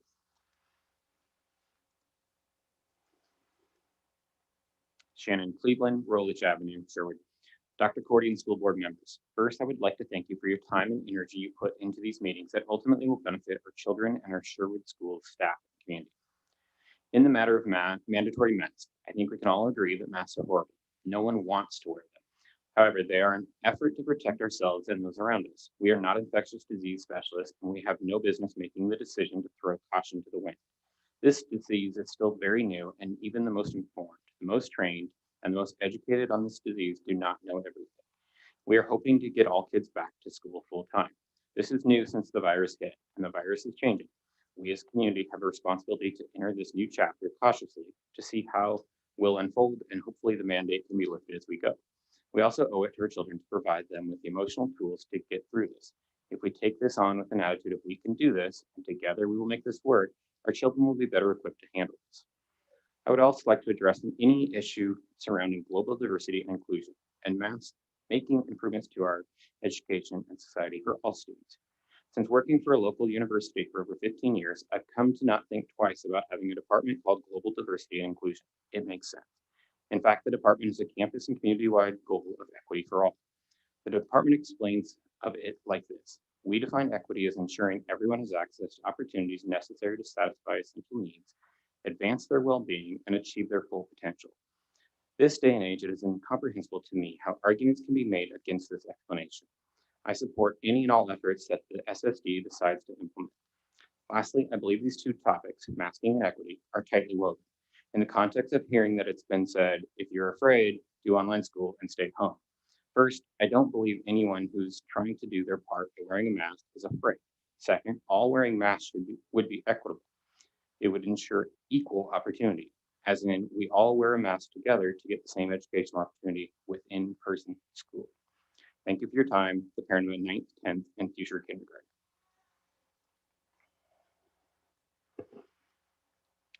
Stephanie Dooley, Southwest Timber Crossing Lane. It would be great to offer a digital track for families who are interested that is separate from the in-person track. It can't take away from teachers who are already dedicated to a full in-person class load and vice versa.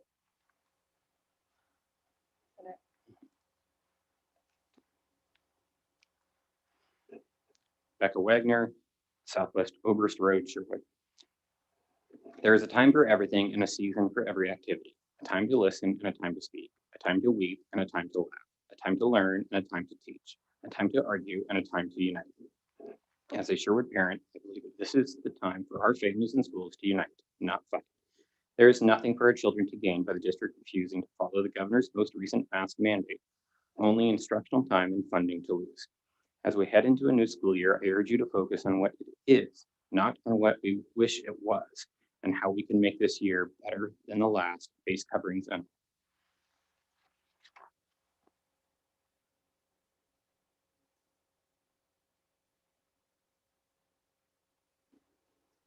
Tina Urbick, Southwest Spindola Lane. I vehemently oppose the mask mandate for K-12 students. There is an abundance of scientific data to prove both how useless the masks are and how damaging they are. I am angry that having moved to the Sherwood area 18 years ago for the school system, I am now finding it unusable for my child. I will not send my child to school with a mask to be worn for hours. I will either withdraw my child from public school or send them without a mask. Alexis Caridio, Southwest Meineke Road. Hello, I'm a mother of 3 that is just starting her foray into public education. My oldest is 4 and will be starting pre-K at the Ridges this fall. His younger siblings are 2 years old and 6 months old, respectively. My little guy is a real trooper and has worn masks without complaint since the beginning of the pandemic, and I will be happy to protect our community and cut down on all sorts of transmission, breakthrough or otherwise, by having him wear a mask to school. Personally, my house was delighted to barely have a cold all last winter, despite having 2 young children and a pregnant woman in the house. This, I'm sure, is due to widespread masking, and I would be pleased as punch if we continued that this coming winter and avoided the general mess of cold and flu season by everyone being mindful of simple ways to avoid passing on our germs, COVID, or whatever else. Thank you for your time and attention.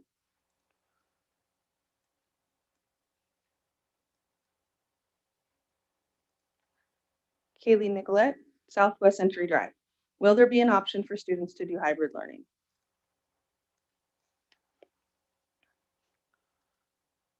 John Platt, Southwest Kathy Street.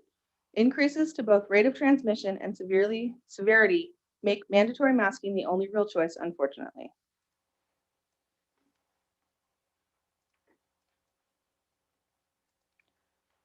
Wendy Wells, Southwest Oberst Road. Sherwood School Board members and Superintendent Dr. Cordy. My husband Larry Wells and I have lived and supported our local Sherwood schools for over 30 years. Our daughters graduated in 2010 and 2013. I'm writing you to share our support for mask mandates at Sherwood schools for the coming school year.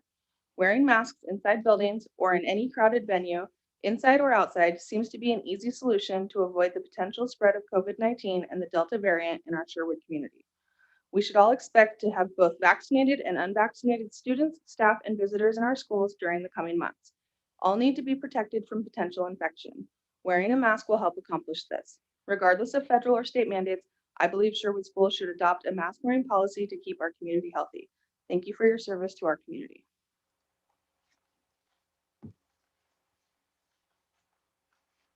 Michael Jones, Mercourt. On the 25th of June, Kate Brown issued Executive Order 2115, rescinding all the masking requirements. In page 2 of that order, she states, I am returning decision-making regarding the health and safety of students in K-12 schools to local school districts with clear direction to the Oregon Department of Education and the Oregon Health Authority to provide guidance for a transparent and accountable local planning process. Governor Brown returned decision-making to the school board, which it should have been the entire time. Yet about a month later, Brown once again reverses her direction. Oregon state law ORS 401.1655 states each county has authority to separate powers from emergency orders by the governor. Basically, your county can refuse to enforce mandates, unlawful orders by the governor. Stop businesses, closures, even mask mandates. Governor Brown made a one-size-fits-all approach for all of Oregon. I do believe that she did this because she saw school boards across the state making decisions that she and her political allies did not make. Heather Cordy, your job as the superintendent is to administer the desires of the school board that are elected to represent the people. The Sherwood School Board has control over this situation, not the governor, OHA, or OSHA. If they levy a fine against the school board because the school district is unsafe, great. They have the burden of proof to show that our district is creating an unsafe environment, not for students, but for teachers. Please ask them to come into the school and prove that there's a dangerous virus loose in the school environment. Not tell you, demand they show you. Tell them to do the testing that is required. They can't and they won't. The local school board was elected to represent the people in Sherwood, not the politicians in Salem. Medical decision of any form are the responsibility of the family. Should I ask Kate Brown what medicine I should use for my itch? Wearing a mask is a medical decision according to Oregon law. A mask is a device to prevent an illness. The decision to wear a mask could be made between the individual and their doctor, not a bureaucrat and Salem. The governor, teachers, administrators, school board members, and even the head of OHA, Pat Allen, are not medical doctors. Please stop pretending to be one either. Masks should be and are a personal decision best left to the families. Making masks optional is the only legal way to avoid complications. You are leaving the decision up to the parents where it should be. If people want to wear a mask, great, allow them to wear a mask. If people don't want to wear a mask, great. There are other school districts in the state of Oregon who are telling the governor that they are in charge of their districts, not safe. These districts have been open all summer with no masks and no cases of COVID. This is not a state issue. This is a local issue, as even the governor has indicated as such. Sincerely, Michael Jones.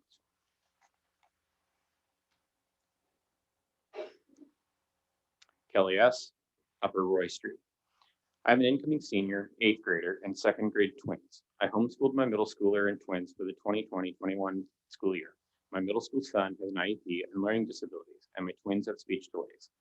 As their mother, I decided that homeschooling was the best decision given their disabilities and would overall support their development during this time. The plan was for them to return to school for the 21-22 school year, given normalcy. But when all 4 of my children heard about the mask mandate, they were all very upset for their own unique and justified reasons. We do not know the long-term effects of masking their children. We do not know the distraction they may cause on students during their education.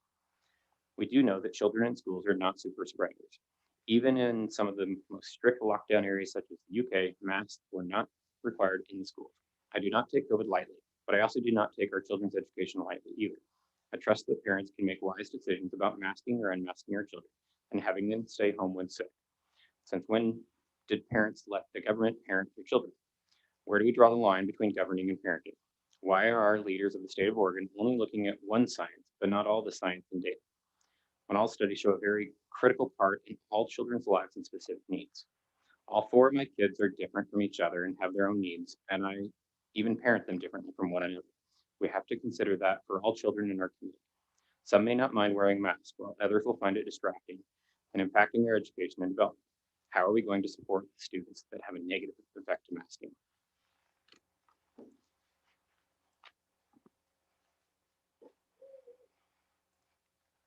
Lydia McAvow, Southwest Robson Terrace. My 3 children will be going back to school masked and where eligible vaccinated. We have discussed the mask mandate with all 3 and each are totally okay with doing so. From social media sites, it is obvious that there are some parents and children who for differing reasons are unhappy with the mandate. For that reason, I ask that the board reconsider the position on online learning and consider offering online again while mask mandate is in place so that parents who don't want or can't have their children wearing masks in school have an online alternative. To be clear on my position, I believe that in-person should only be available to those who are following mask mandates unless medically exempt. Thank you for hearing my opinion.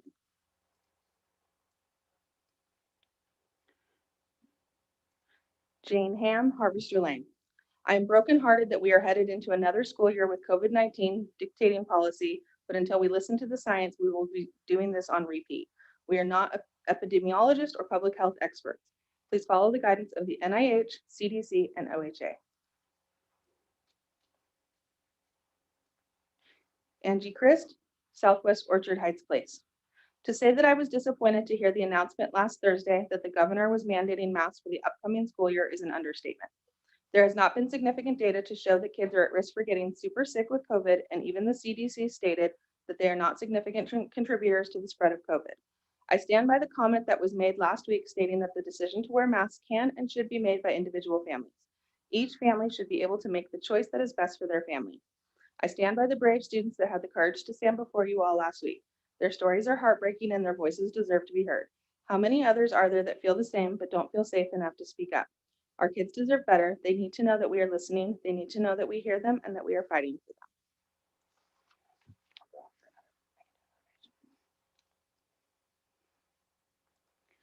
Julie Fairman, Sherwood, Oregon. Thank you all so much for all of the work you have put in this past year, keeping our kids as engaged as possible and moving forward with their education. Was it perfect? Heck no, but neither is the unprecedented situation we have found ourselves in. I'm very hopeful for this coming year, hopeful that my kids will come back to campus to learn and engage with teachers and peers face to face, but it must be safe. Safe not just for them, but for the entire community they impact. I am as COVID cautious as they come. My husband has nicknamed me captain of the COVID caution all-star team. Yet I found myself hopeful a couple of months ago. I told my kids the end is in sight, school will be back, maybe even without masks. But this last month of skyrocketing cases and hospitalizations from the Delta variant has made it clear that that will not be the case.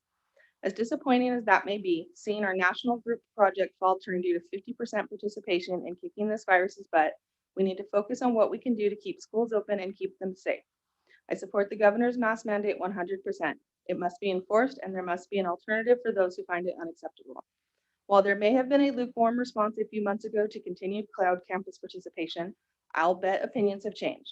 I'm sure cloud campus would be a welcome option for both families who have children too young to be vaccinated, as well as families who do not support mask wearing. Thank you so much.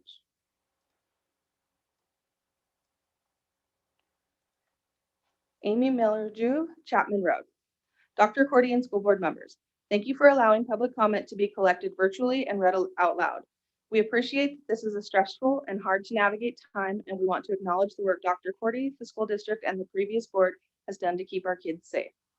We are very supportive of Governor Brown's mask mandate in all Oregon schools K-12, which is based on evidence and strongly recommended by expert, nonpartisan entities such as the Oregon Pediatric Society, Oregon Academy of Family Physicians, and the American Academy of Pediatrics, the U.S. Centers for Disease Control, and our very own Tualatin Children's Clinic, of which many Sherwood children use for their primary medical care. The best chance for maintaining in-person school and the safety of our children is to be diligent in our collective efforts to practice the preventative measures such as social distancing, masking up, washing hands, and everything else we've come to learn during this pandemic. As such, we would like to have a clearly communicated commitment to mask wearing and process for when those in the building do not abide by the rules. We know that there are people in our community who will not mask, who will not vaccinate, and who are socializing in a manner that is careless and with disregard for the health and safety of others. While mitigated by mask wearing and other safety measures, based on what we've seen in other states, we can only assume that this behavior will lead to COVID cases within our schools. How will the district ensure that kids in quarantine will receive an education without a significant burden on teachers or without subjecting kids to subpar pedagogical practices, i.e. just live streaming and an in-person class? We are disheartened to see that the board, Dr. Cordy, and the other SSD staff in the room at the last board meeting did not follow public health guidelines and safety measures to protect themselves and others by masking and/or physically distancing. As concerned parents, how can we be sure that you will set a good example for our kids of how to care for others and set a good example for our kids of the importance of following public health guidelines and uphold mandates when behind closed doors? Sincerely, Amy and Rob, parents of a 4th grade Bridges student.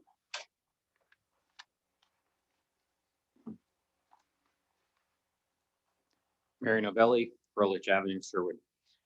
In my opinion, the class of 2022 has known and been supported by interim principal Adam Mitchell since 6th grade, and therefore deserve a vote of complete confidence towards nominating him as their final and confirmed principal of Sherwood High School, effective this school year, 2021-2022.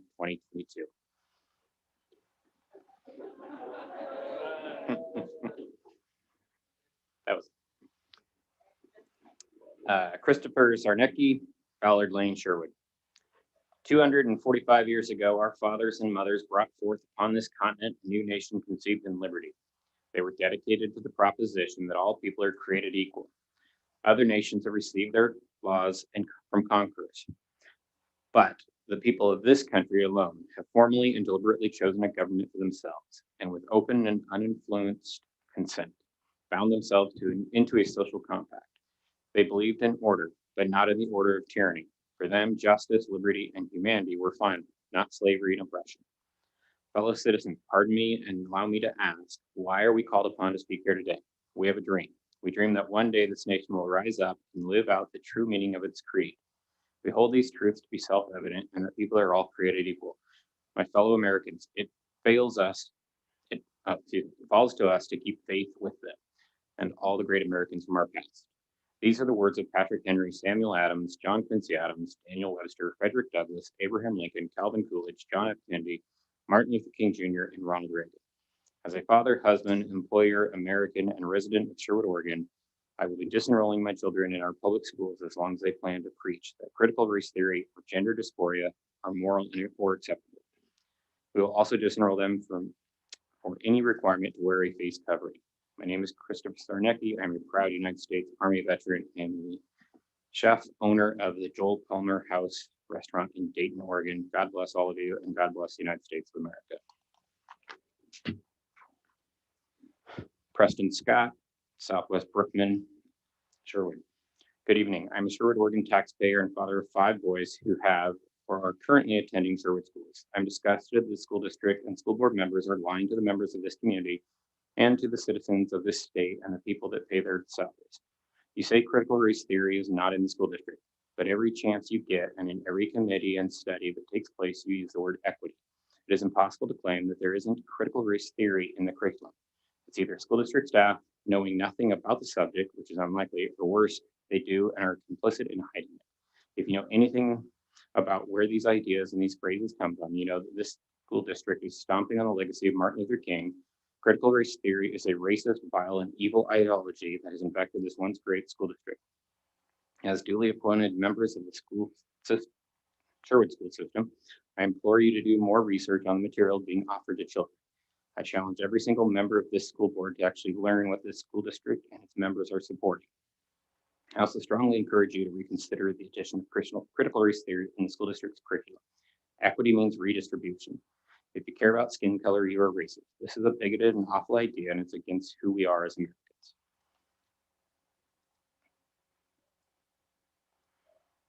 Elizabeth McCullough, Southwest Greengate Place. Thank you for keeping our kids safe. With the Delta variant surging, even among the vaccinated, it is more important than ever to put public health and safety first. Our kids need to be in person, and given the current situation, masks can help members of our community stay alive and well. As I hear outrage from the uneducated, I am happy with the mask mandate and hope all can see the importance of safety for all our students and families.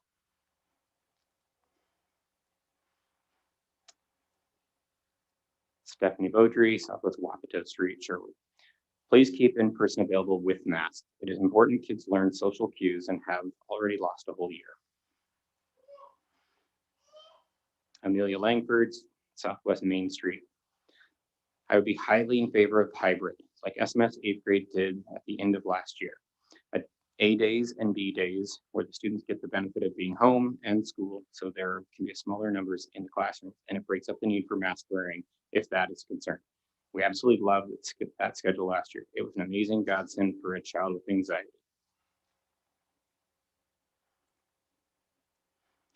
Katie Flaker, Cobblestone. We all had hoped this fall would be about a more normal school year with the hope of a strong vaccinated population and hopefully a fading virus. However, this is not the case. We're already seeing the impact the Delta variant has had in schools across the nation that have already opened up this summer, and now the information that it can be transmissible by both unvaccinated and vaccinated populations. I know we're all exhausted and frustrated this isn't over yet, but by not protecting our unvaccinated and not getting vaccinated when possible is only going to prolong the virus by allowing it to mutate into even stronger variants. Even though my family is fully vaccinated and at low risk, we will be either working in schools or going to school and supporting mask wearing K-12 indoors during school for everyone who can until our COVID case numbers go down again. I know most kids have already done this beautifully last year, as we teachers were pleasantly surprised to see, and will look to us as parents and educational leaders for guidance on how to move through this hopefully last phase of the virus. Let's work together to kick this virus to the curb, keeping everyone in our community healthy and become role models of resilient, good citizens treating each other with respect and kindness.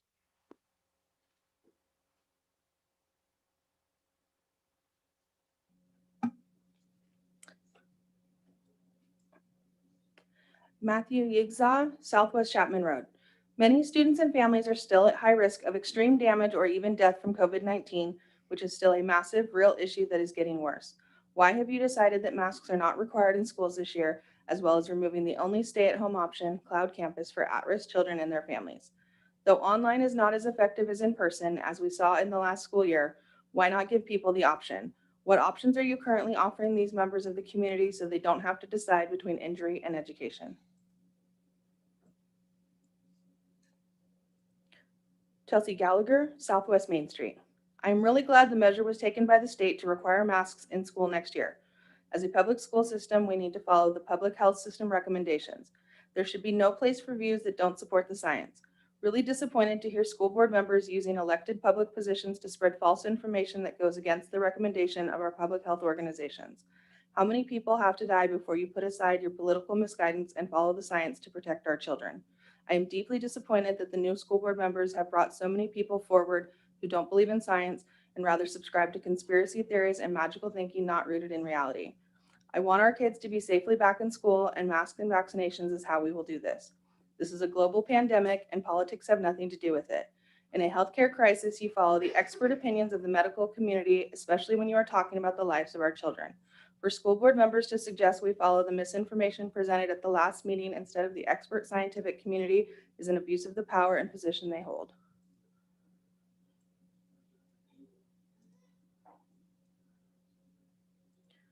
Megan Thornton, Southwest Woodhaven Drive.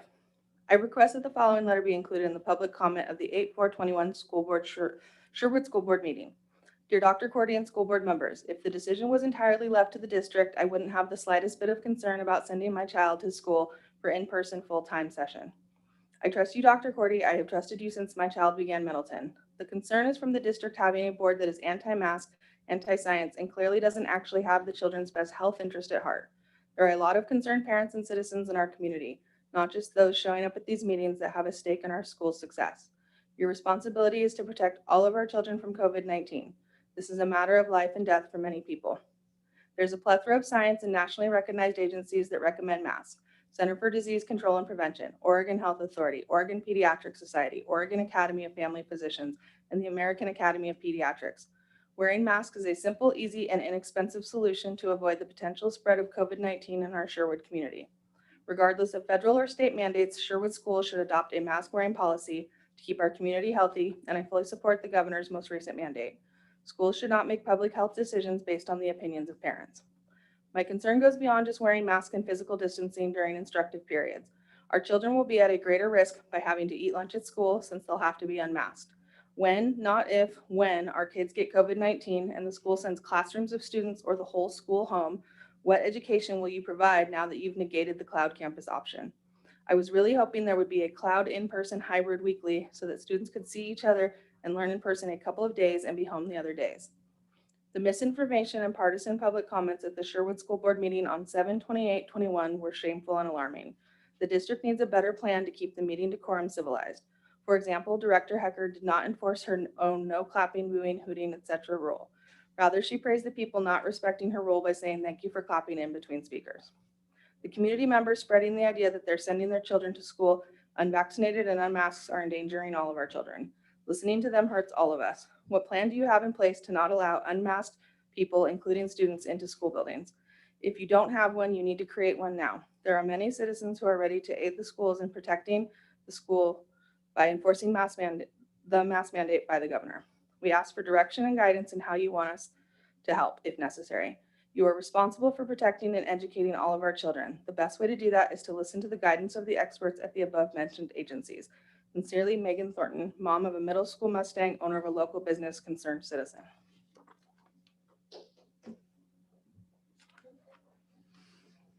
Crystal Ventura, Southwest Baylor Way. First, thank you for serving our community and especially in challenging times. I am happy elementary students will be required to wear masks at school next year as my son is immune compromised and a greater risk of severe reaction to COVID-19 variants. I believe they do reduce the risk of transmission. My concern, however, is that young children who are learning language and those learning a second language or foreign language are not able to see facial expressions or oral movement while a teacher is forming words.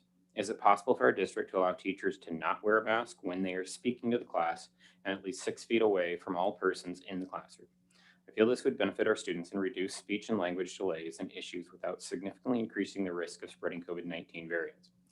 Obviously, good sanitation and hygiene protocols should be reviewed, and teachers need to sanitize their hands after taking their masks off to address the class and then putting it back on when they get closer to students.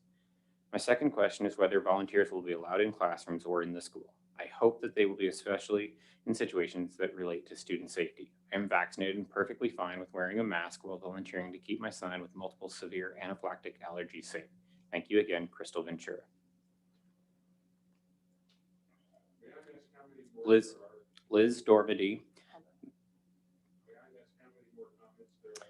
Southwest Buckman Terrace, Beaverton, Oregon. My children attend school in Sherwood. I am calling on the Sherwood School Board to allow masks to be a matter of personal choice this upcoming school year. We have reached a breaking point in consenting to unconstitutional mandates.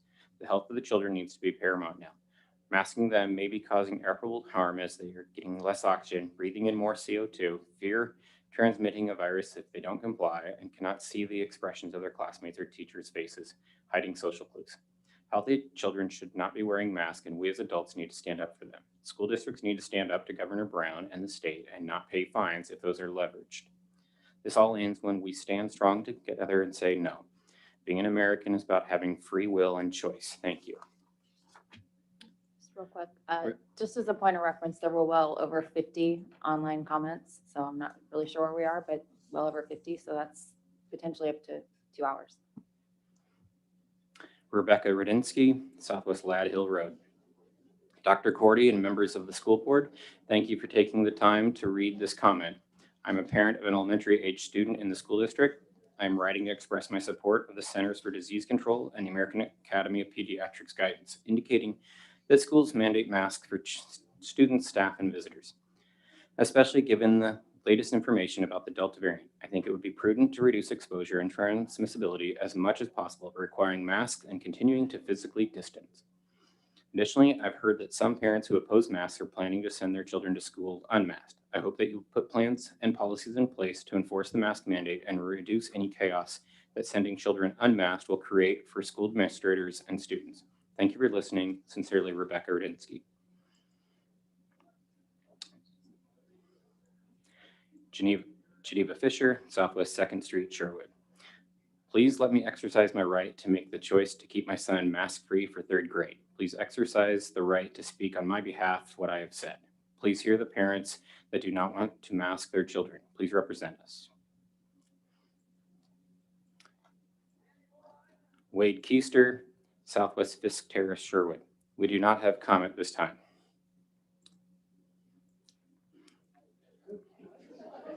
Mandy Thorpe, Alder Grove Avenue. I understand that the state is mandating masks, but I urge the board to look into the full extent of the law to make sure that penalizing students for not wearing masks is actually legal. Mandating masks and even vaccines does not seem legal for children, and the decision to mask and vaccine their children, just like the decision to put our children in public schools, should be left up to the parent. The risk of COVID deaths among children is very, very low. We must remember that the risk of depression and the educational and social setbacks of wearing masks will cause more mental and physical damage than actually reduce the spread of the virus.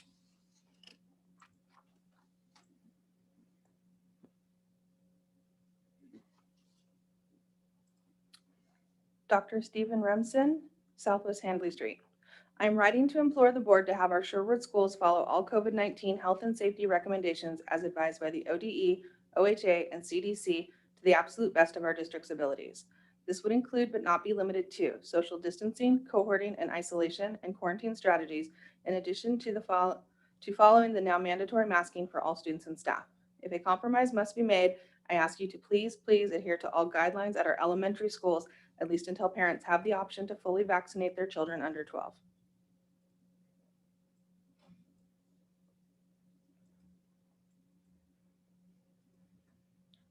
Brenda Selby, Southwest Galewood Drive. I'm a parent of 2 students in Sherwood schools, and I recently transferred from a neighboring district after many years to teach here in Sherwood.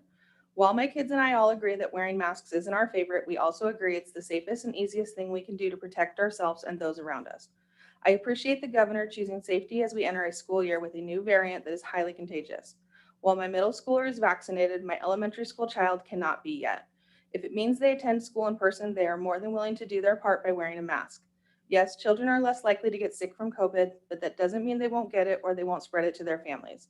There are also a lot of unknowns about how the Delta variant affects children and what the long-term effects of COVID might be for adults and children. My experience with students last spring made it clear that while masks aren't loved by kids or adults, students handled them just fine and are willing to wear them if it means they are in school with their teachers and peers. Kids are resilient, and we will support them through the continued challenges COVID presents. I can't wait to see kids back in school safely in September. I thank you for supporting the governor's mandate and ensuring the safety of staff and students.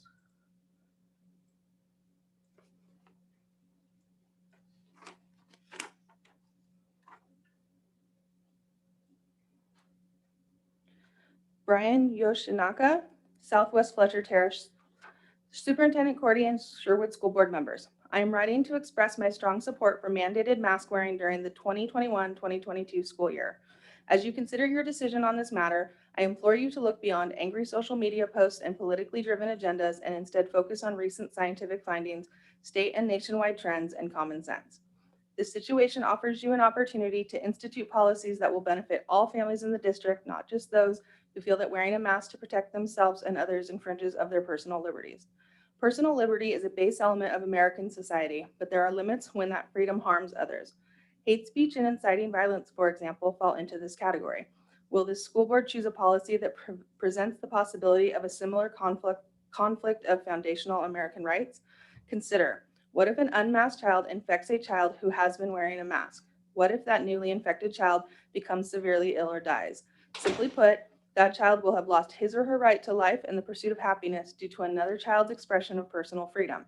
How will you prioritize these two individual liberties that are in direct conflict? I believe you must choose the path that presents the lowest possibility of harm to the broadest population. The anti-mask contingent keeps telling us that COVID-19 doesn't seriously affect children. And while it's true that pediatric cases of COVID-19 have been less severe than those of other age groups, it's clear that cases in younger adults and children are on the rise, and pediatric ICUs in several states are now at capacity with children suffering from severe COVID-19 infections. We all know this virus is mutating. Relying on findings or recommendations from earlier in the pandemic won't address the current situation. Assuming or hoping that emerging COVID trends across the state and nation will somehow spare our school district is foolhardy. To the new board members, Duncan, in your campaign, you said you would be reviewing and gathering the data necessary to make informed decisions to improve all aspects of the district. Recent data regarding the lifting of mask mandates, the transmissibility of the Delta variant, and rising infection rates in children are widely available and straightforward. If you have data that contradicts the consensus of health experts, please share it with us.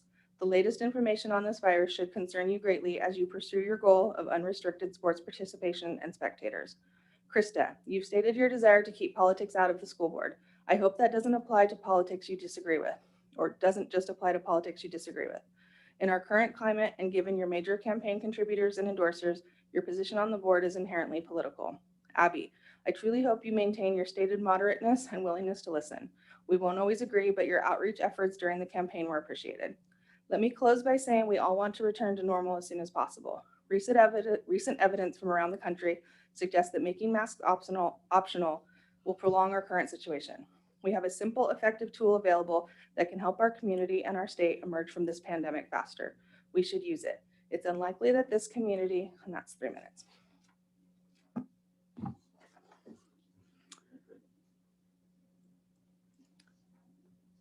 Jessica Metzler, Southwest Orchard Heights Place, Sherwood. Knowing the districts will receive federal funding for adhering to and complying with COVID mandates, where will the district draw the line and put children over money? As a business professional, I fully understand that sometimes what makes the most sense from a business standpoint may not always align with the best interest of all of your stakeholders. However, as an elected board member beholden to the stakeholders rather than the state, what is best for the business is what the community deems is best for their children. The community has spoken, and I believe the majority of parents and students alike prefer no masks and no vaccines. My question is, how strictly or loosely will masks be enforced indoors? What do you intend to do if, when the state issues mandates on vaccines to be tested on students as a requirement for in-person instruction? Will there be any willingness or consideration of foregoing funding out of the interest of your stakeholders, or will money sway the decision in the end?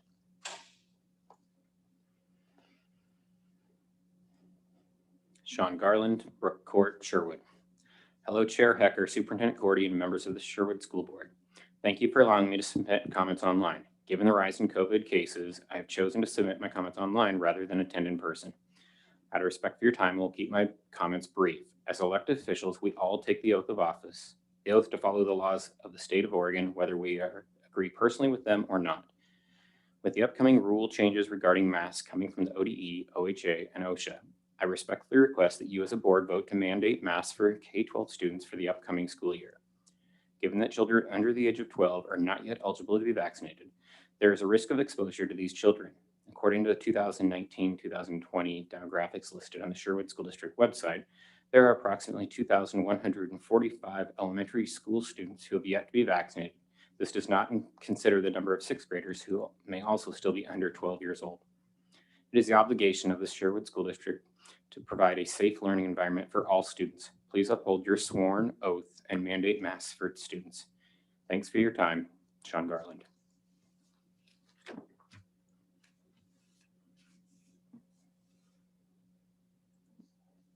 Marilyn Silver, Southwest 175th Avenue.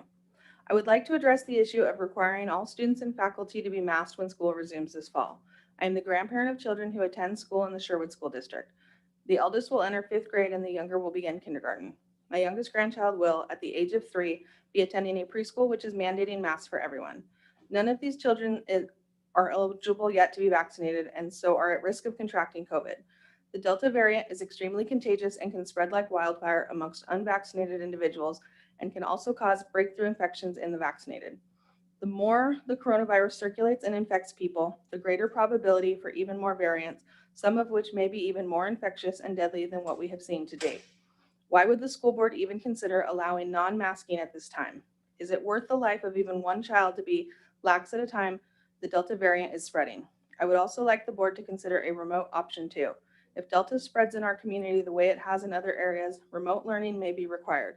At least give parents and children that option for now. Masking or remote options are not taking away freedoms any more than seatbelts or prohibiting smoking in schools. They are just good public health policy in these very uncertain times.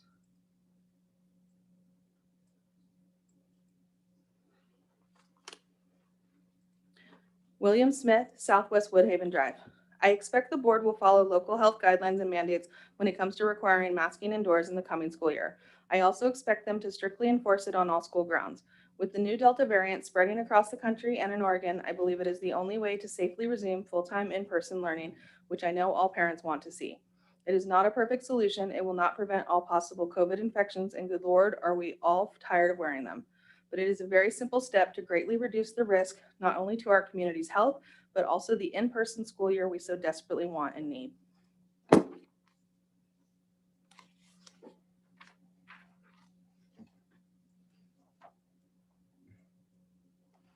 Courtney Penberthy, Cobble Court. Dr. Cordy and Sherwood School Board members, thank you for taking the time to listen to the community today, including those of us who are tuning in from home. I'm a mother of a Sherwood High School student and a Sherwood Middle School student. I write this out of great concern for their upcoming school year and hope that this board will do everything in its power to make sure that they will remain in school full-time safely for the entirety of the year. I'm in full support of Governor Kate Brown's mask mandate for K-12 schools for the upcoming 2021-22 year. I understand the fatigue of mask wearing, how tiresome it is feeling like you're being told what to do, and how this pandemic has impacted not only many people's physical health, but mental health. The mental health of our kids is exactly why I support this mandate. Oregon already went the route of leaving policy guidelines to a local level, and as a result, Oregon's summer surge in cases has surpassed its spring surge and is closing in on last fall's numbers. I think every parent in this town can agree that getting our kids back in school full-time has always been the goal. Two of you, our newest board members, ran a campaign with that goal as a cornerstone. Due to rising cases and the increased transmissibility of the Delta variant, the experts agree that wearing masks is the best way for us to not only start with a full-time schedule, but to sustain it. The Oregon Pediatric Society, Oregon Academy of Family Physicians, and the American Academy of Pediatrics are all in agreement with a mask wearing policy. If we look back at this time last year, on our own SSD website, there was a post on August 3rd announcing that the COVID-19 metrics for K-12 schools restricted the reopening of school districts. It may not feel like it, but we've come a long way in getting our lives back to where they need to be for us to succeed, including full-time in-person school for those who are not immunocompromised or medically fragile. Those last two types of citizens in our community have unfortunately been cast aside by many in an argument for not wearing masks. Just as the last board meeting alone, I heard a lot of stories about how people have decided for their families that mask wearing isn't important, or that the data shows that if children contract the virus, they likely won't be symptomatic. That's all well and good, but the missing piece to those arguments are others in the community that cannot protect themselves if they contract this virus from you. The Delta variant is very real and significantly more contagious. Infected people are contagious earlier and for longer periods of time, even amongst vaccinated individuals. Does that mean that you and your family are guaranteed to be more sick if you contract this version? No, the chance is higher, but there's no guarantee. What is guaranteed is the higher viral load leading to a higher transmission rate with each infected individual. This is why we are seeing these spikes in cases. This is why it is so important to uphold the mask mandate in schools right now. Until we see a high vaccination rate plus low transmission rate, masks are a precaution we can use to keep our children and the community members they come in contact with safer from this virus.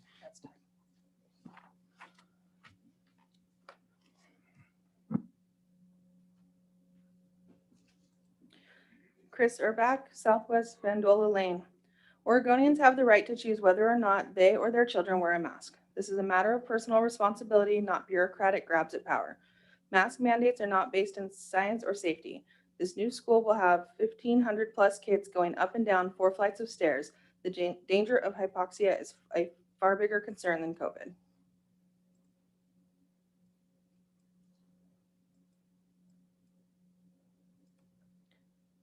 Beverly Ovid, Southwest Aspen Lakes Drive. In light of the new Delta variant and its virulence, many of us parents feel there should be an online option for kids who aren't vaccinated, a very large portion of the student population, and the ones whose parents don't want them masked at school. You've said nothing about other safety measures at schools such as hand washing, stable classes groups, health checks and temp checks, social distancing, eating outdoors, etc. This is not good enough for our kids. You as a district are not doing your best for our kids in the community. I'm furious and disappointed, as are many others, for several reasons. Many other districts are providing a flex or online option. Do you not care enough about what the parents want for our children? And don't tell us to homeschool, because many of us need to work and our special needs students deserve and need their IEP and 504 supports. If it's a budget issue, live stream classes as they're happening. Online students can ask questions. No additional teachers or classrooms needed. If we need to switch to an all online model like last year, it's an easy transition because it's already in place. Start thinking outside the box and figure it out. We're entrusting you with our most precious members of our community. Do better.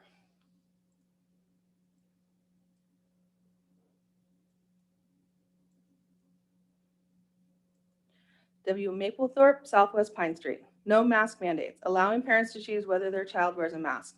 Anti-racist policies need to be passed by the Sherwood School Board, not the state legislature.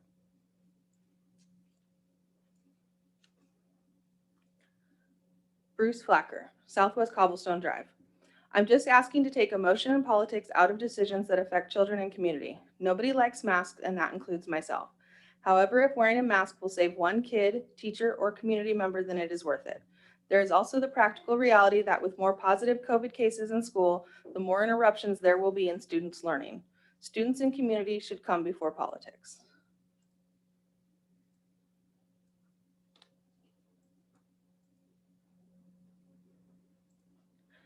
Teresa Perkis, Southwest Redfern Drive. I would like to express my support for mandatory masking for all Sherwood Public Schools to start the 2021-22 school year. The CDC and the American Academy of Pediatrics removed masking for all students this fall to help prevent the spread of COVID-19. Both these organizations are led by experts, and their recommendations are based on current research about COVID and how to prevent its spread. As the new Delta variant emerges and we begin to see the research on this highly contagious strain, it is becoming clear that we will experience another wave of COVID infections in the coming months, just as schools are getting ready to reopen. The safest way for our children to return to school in person full-time is for every mitigation measure possible to be put into place to help stop the spread of this disease among our students and staff. This includes mandatory masking. Thank you for your time spent serving our community and for listening to its many varied voices on this issue.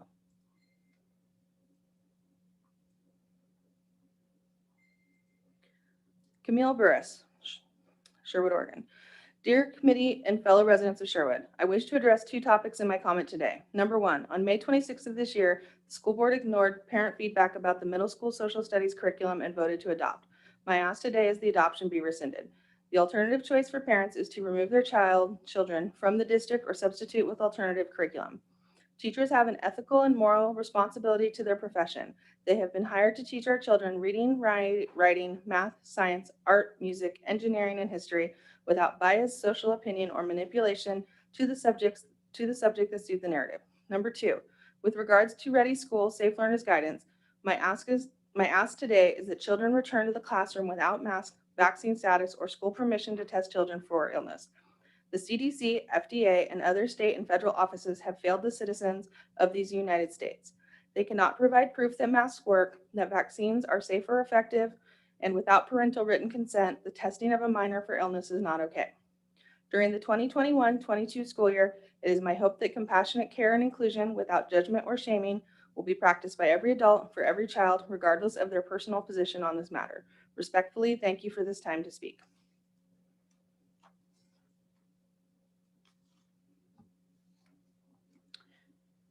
Jamie Dresselhouse, Southwest Ute Street. Masks have been continually proven to be ineffective at stopping viruses and having proven to act as egress to the transmission of other infectious respiratory illnesses. Children are missing out in crucial social cues and are suffering unforeseen developmental consequences. Mask mandates are a clear violation of our personal and civil liberties, and allowing these nonsensical mandates to continue is chipping away at the sovereignty of our children's identities and our power as parents. This is intentional.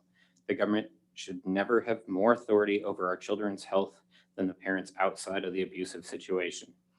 Forced masking is child abuse. A plethora of studies show that masks reduce oxygen levels in our children, resulting in developmental retardation during crucial development years. If the government leaders continue these ridiculous attempts at controlling our physical freedoms, there will be larger societal consequences for which they must be willing to pay the price. Megan Phillips, Hawk Court. It is unsafe, unhealthy, and unethical to force our children to wear masks at school. For the 2021-22 school year, my children will not be wearing a mask to school. It is about personal choice, personal medical freedom, and not government control. There are no outbreaks in schools. The studies show that. The results of last spring prove that. If a child or family member prefers to wear a mask, by all means wear a mask, but no one should be forced. Our children have endured enough in the last 18 plus months, and the damage is already irreversible. Do not continue to facilitate this environment.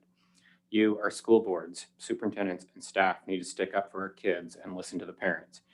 We were very clear at the last school board meeting. I'm tired of everyone hiding behind unconstitutional mandates and bad policy.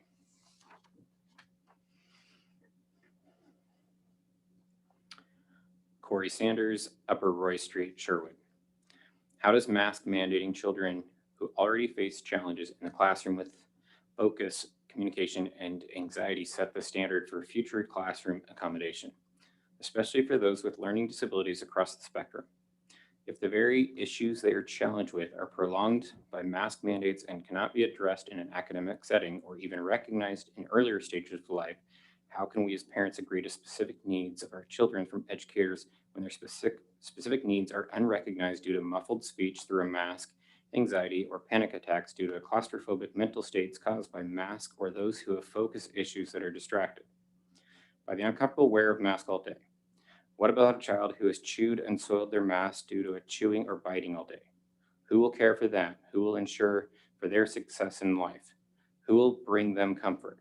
How will one instructor in a class of 30 children instruct any of these children when they will not be able to see or hear the words of our children in the classroom? Years from now, will these risks and mandates be the future that we look back on and say to our children, we did this to protect you and others from the virus? Did we really cut down the fig tree to save the peach tree? The outcome of these decisions might must not be based on one area of focus, but on many areas. Yes, follow the science, but science is full of hypotheses, and in regards to many of children with issues I have addressed, these hypotheses are tested and demand attention in the classroom.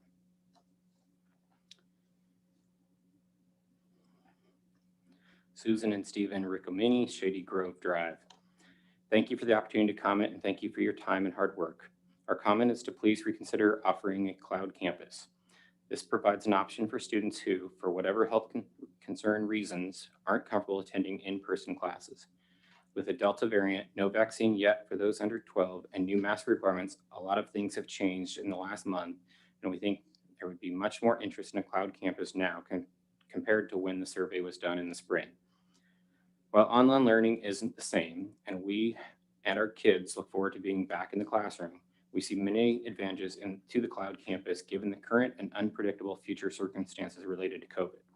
The benefits we see with the cloud campus are more students will stay with the district instead of opting for homeschool or other online schools. Students can stay better connected with local friends and teachers. With more students in the cloud campus, there's less students in the classroom, making it easier to achieve physical distancing requirements. Students who need to quarantine could temporarily join the cloud campus. We had 2 elementary students in the cloud campus last year. Their teachers were great. They enjoyed their classes and learned a lot. Please consider offering the cloud campus again. Thank you.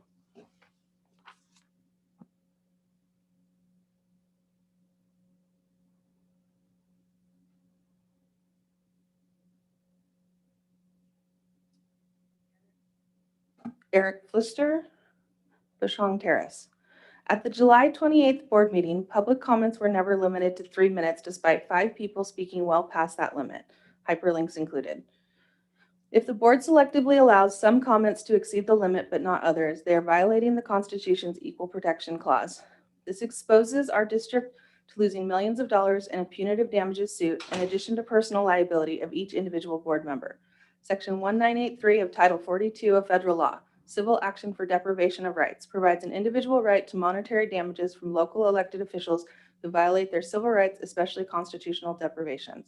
Under Section 14503, subsections A3 and F1 of that title, board members are also personally liable for punitive damages when they engage in willful misconduct, gross negligence, reckless misconduct, and conscious flagrant indifference to the safety of individuals they harm by acts in their capacity as officials, hyperlink included.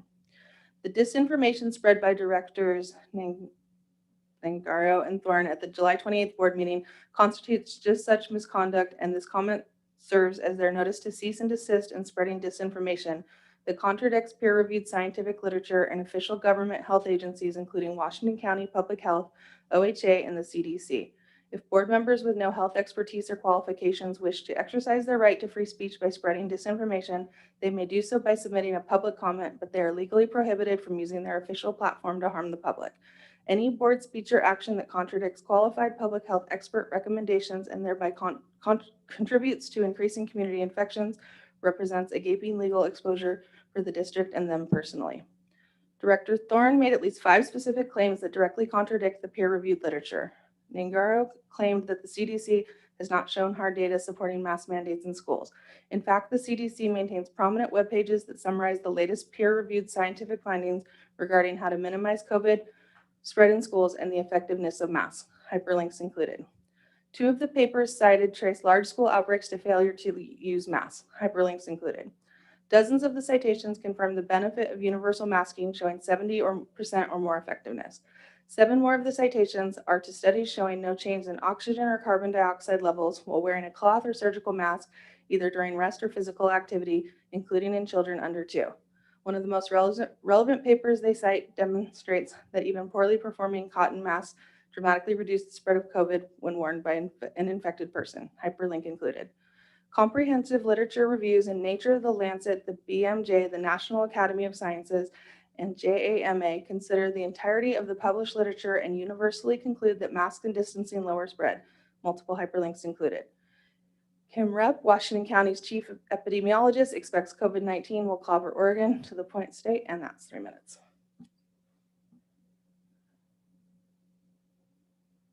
And my apologies if I got your last name wrong, I apologize. Sorry, give me a second, it's a little trickier when we're on the computer.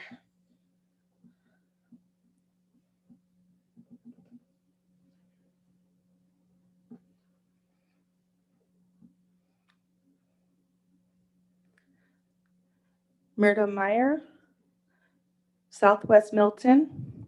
As a veteran parent in the Sherwood School District, I have spent considerable time reflecting on lessons learned, experiences had, and examples set. My boys at the heart of their early years at Middleton clearly remember three things instilled in them daily that I'm certain everyone in this room or listening to this meeting will agree upon and further recognize are at the crux of lifelong success. Be respectful, be responsible, and be safe. What these things look like, translate to, and how implemented change throughout the course of child and adult life. As kids, it's about learning to extend courtesy, developing listening skills, along with so much more.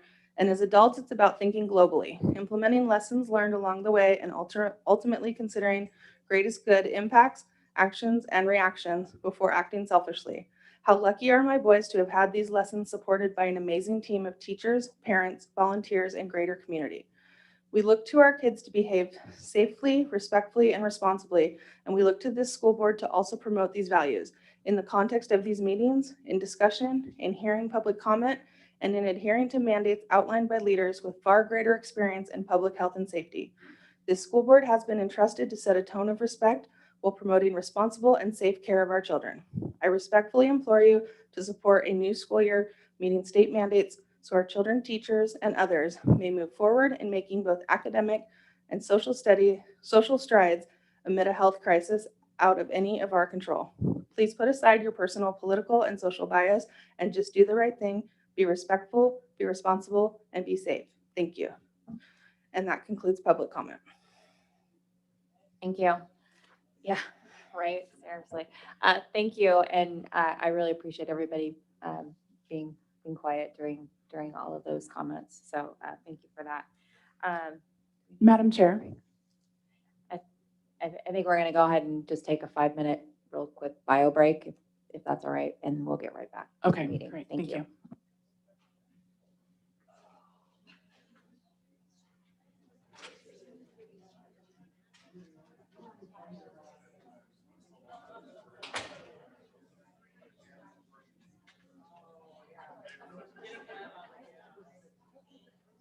I'm so sorry if I butchered your name. I kind of just get on this roll.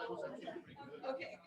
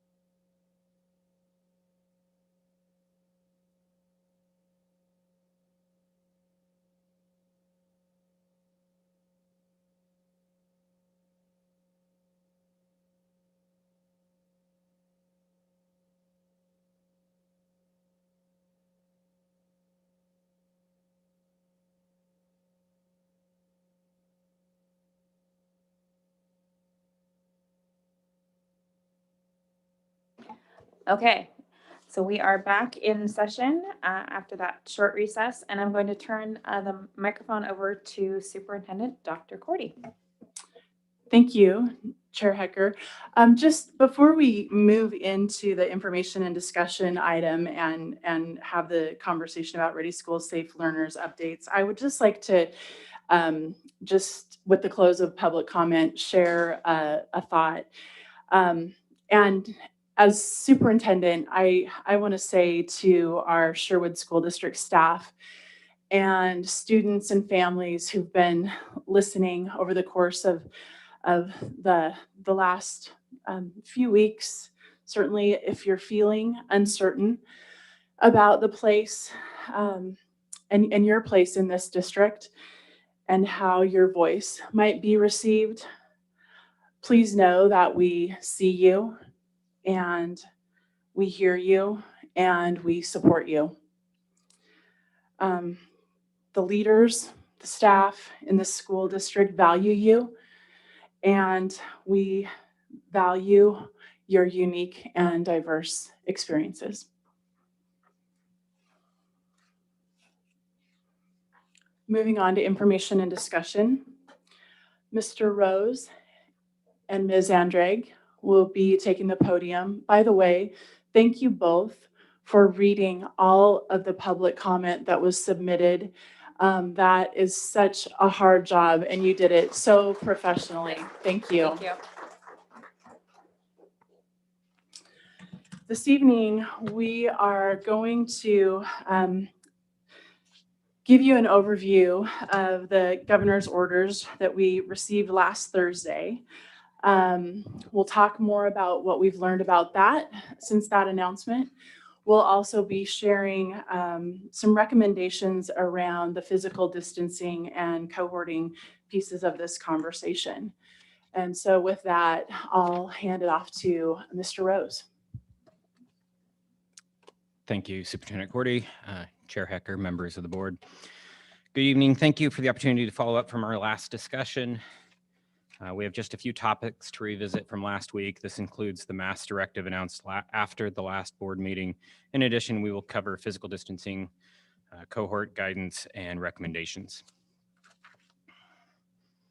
On August 2nd, the Oregon Health Authority adopted a new rule requiring face coverings in all school settings. This is for during regular school hours and includes both field trips and off-campus classes. In addition, masks are required while at school and engaged in educational activities outside of school hours. This applies to all staff, students, visitors, and contractors. There are a few notable exceptions to the mask mandate, including while eating or drinking, while playing a musical instrument that requires using the mouth, and while participating in a sport in PE where the mask could present a strangulation hazard. Also, when an individual is in a private office enclosed by walls and a closed door. Masks remain optional outdoors. And then schools will continue to make reasonable accommodations for medical conditions or individuals who experience disability, and will maintain compliance with relevant laws like the American Disability Act and Section 504 of the Rehabilitation Act. Ms. Andrade is going to cover physical distancing.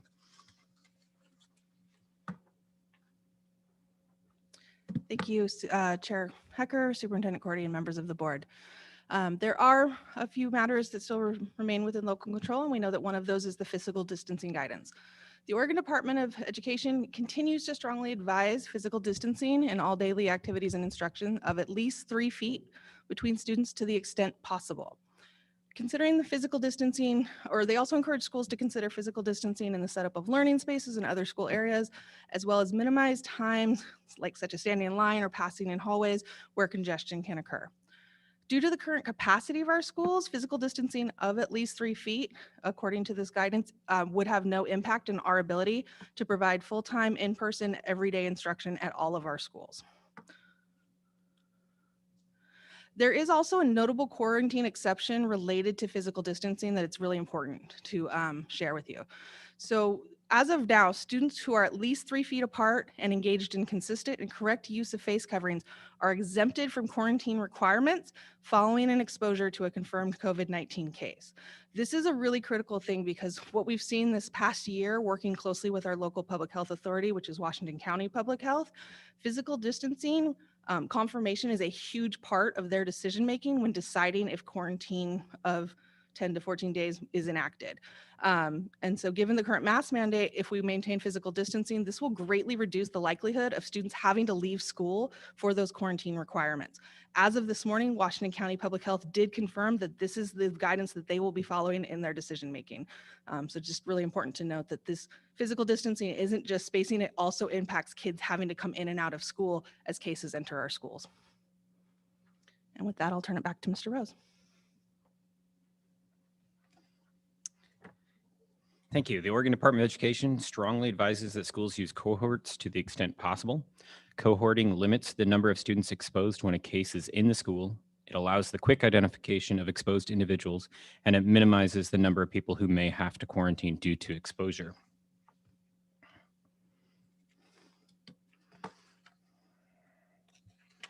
This evening, we are recommending the following in relation to physical distancing and cohorting. Schools will maintain at least 3 feet of physical distance to the extent possible. We recognize there are some learning activities like Math Corner that may have to be modified to meet 3-foot physical distancing, but we also recognize that we need to find a balance between the best learning opportunities and the distancing guidelines. Secondly, elementary schools will use grade levels as cohorts, which is similar to how schools operated pre-pandemic. That's for lunches and recess, those types of interactions between students. This will allow students to play with their grade level friends in other classes during recess. Middle school and high school will not cohort, as the creation of cohorts would severely limit student choice in course selection. In addition, with the availability of vaccines for students ages 12 and older, the need to cohort to minimize quarantine requirements is lessened.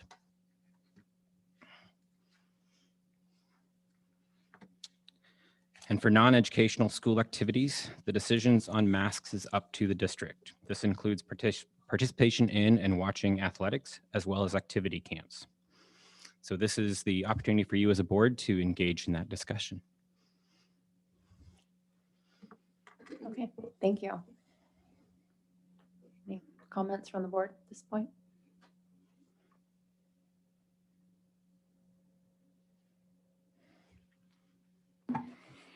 Well, I certainly feel like I have a lot of comments after tonight's meeting.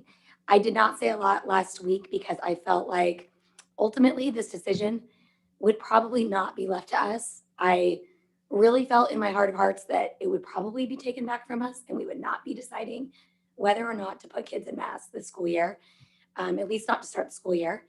I have been pretty clear that how I feel things should be, but I also took an oath to look after kids, to do what's right for all kids, to make sure they have an education.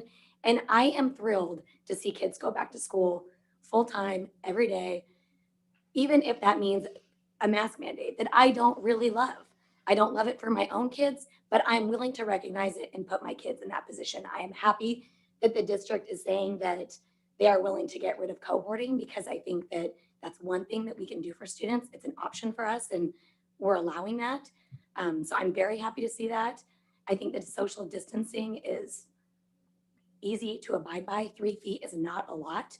So I'm happy with these recommendations. I feel like I would love to have had the option tonight, but knowing that we don't and knowing that this is what we're working with, I'm happy that our district is supporting this. That's all. Thank you. Anybody else? Director Thorne, did you want to go? It looks like you do. Okay, floor is yours. Thank you. Well, it's going to be no surprise, especially after hearing all the comments today, to anyone that I do not support our kids wearing masks in schools. Masks that inhibit their ability to breathe and their ability to learn. I myself had COVID. In fact, I had a very severe case of COVID. And if my own kids wearing masks meant the difference between me getting COVID again or not, I would gladly get it again. Why? Because my kids and their ability to learn and their ability to be kids, and the fact that they'll be restricted both in their breathing and their ability to learn, as they both personally have told me, they come first. Our kids come first. Masks do not provide a safe learning environment for all kids. I do know one thing, and that is that we as a community can all agree on that we want what's best for our kids. I'm grateful for everybody's comments. It's not for me to agree or disagree with them. I'm grateful for all of them because it gives us all a lot to think about and it gives us everybody's perspective. And so I'm grateful for everyone that took the time to submit them. What's important to remember is that what we want for our kids doesn't fit into a box. It means that as parents, we must make the choice as to what works best for our family, without the condition that if you disagree with what another family does, that impacts you somehow. This does mean masks. Let's start to come back together again for our kids. Everybody is referencing science. I think that science, as one commenter said, is always changing. We really need to be doing the research for ourselves instead of listening to mainstream media, listening to other people's comments. Something that I've done a lot of over the past year is a lot of my own research. I'll listen to Fox News, I'll listen to CNN, I'll listen to all of it because I do appreciate the different perspective. But at the end of the day, I'm going to talk to my own doctor and I'm going to talk to my kid's doctor and I'm going to do my own research and I'm going to make the best determination for my family. And I think that all parents in our district should be afforded the opportunity to do the same. That's all I have to say. Thank you. Thank you, Director Thorne. Next.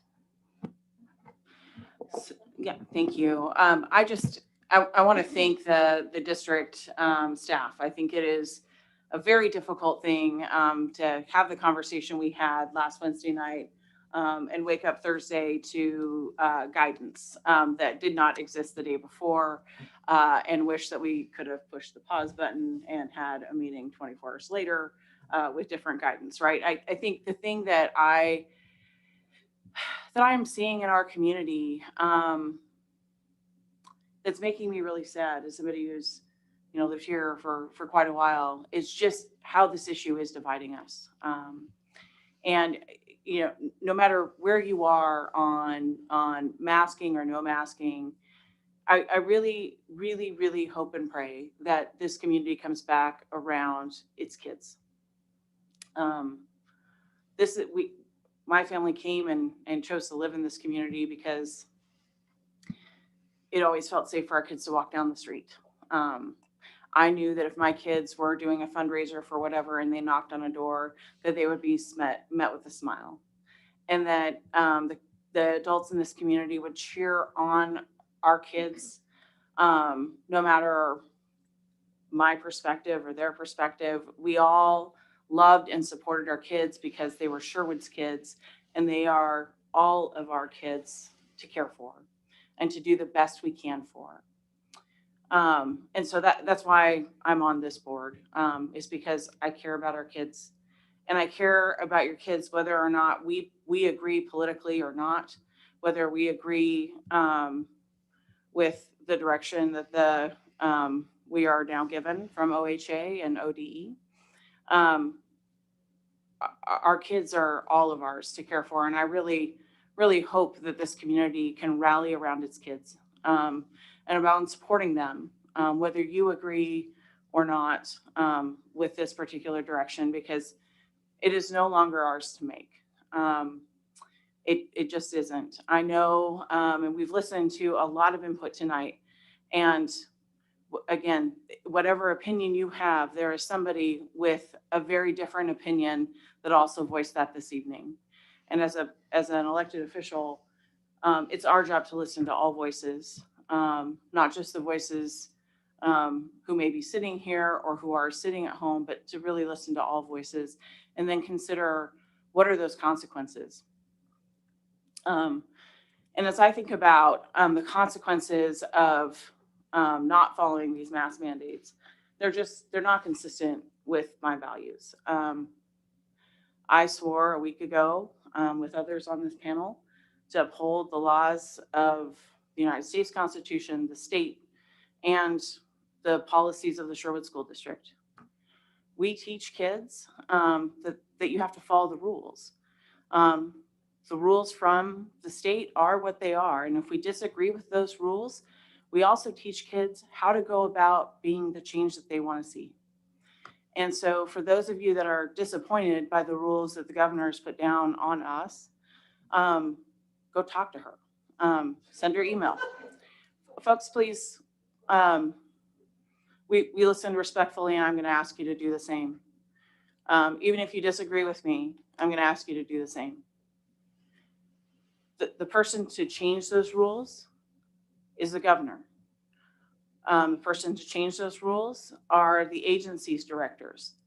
The people to change those rules are the state legislature that can change how public health rules come into being. For us, I think our job is to get ready for a school year. We have been asked by this community to provide certainty, to be clear about what the rules are going to be so that families can make the decision that is best for them. Please know your kids are welcome in this district.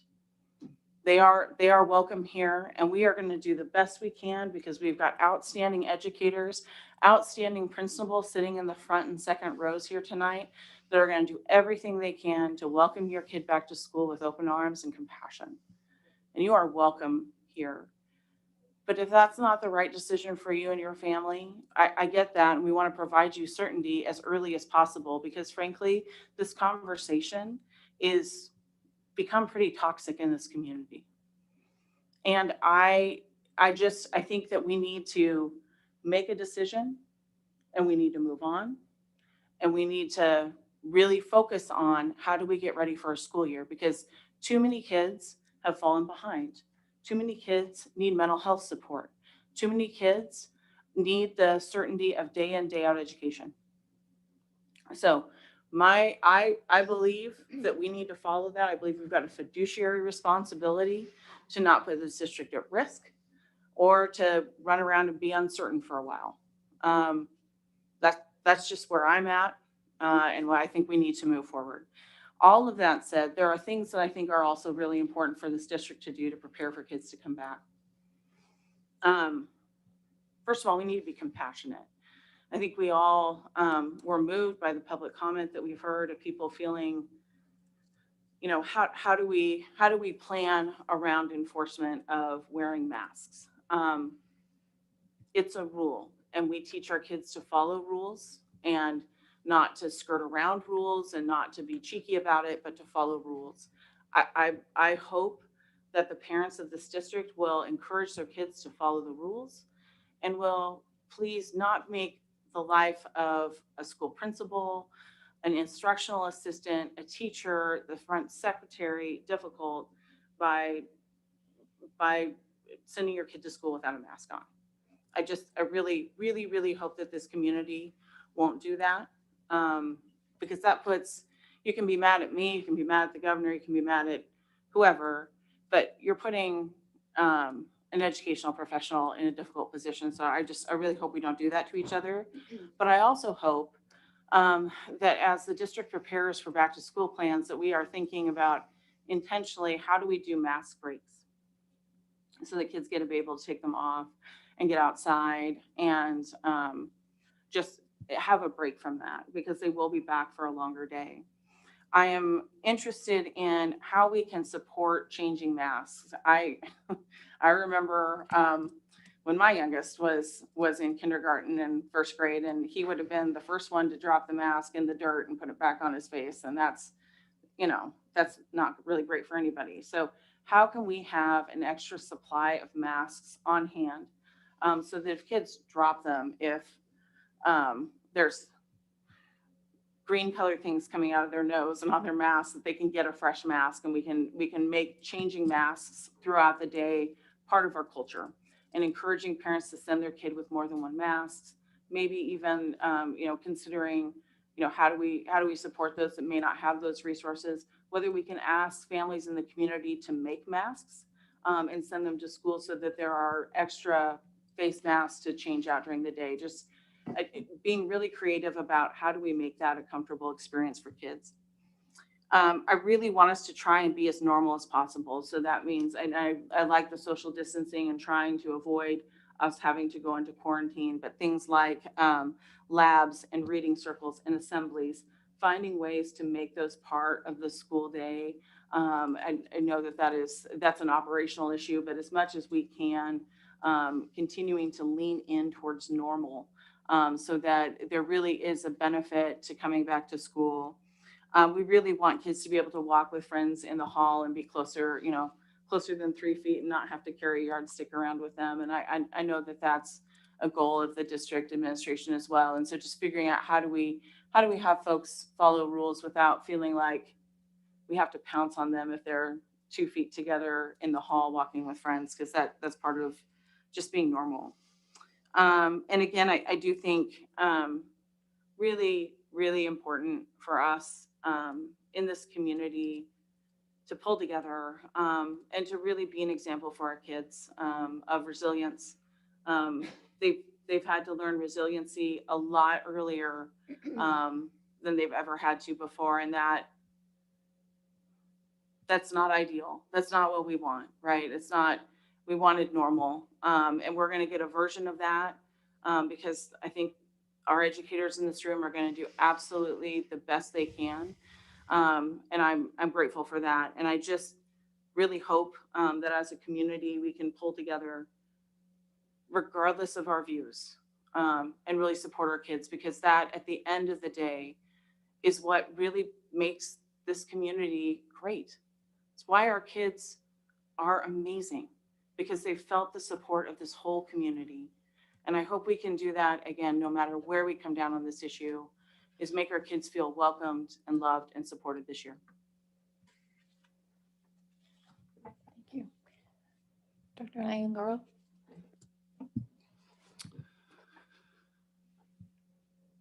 You know, when the news came out Thursday that Kate Brown would be mandating masks, face masks for kids, it was crushing. When I campaigned heavily on the idea that we would be getting things back to normal as quickly as possible. And there's other board members around the state that want things back to normal as quickly as possible. And I just don't understand why Kate Brown is refusing to let us do that. She refused to let us do our jobs that we were elected to do. I was elected to represent the families of Sherwood, and the people that I talk to, I see the letters, I get the phone calls and the texts, the parents, they understand the risks. There's risks. The data's out there. Anybody can look it up for themselves. Everybody to see. But the idea that she won't let the parents make their own decisions about their kids and their family, that's a weird thing.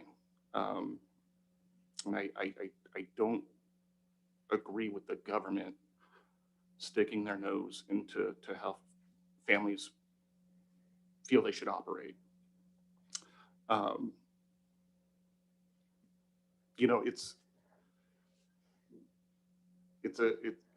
It's a dangerous virus, and it's taking its toll on our country and the world. But we got to think about the psychological toll and what that's doing. When suicide rates are going up 3-4-fold.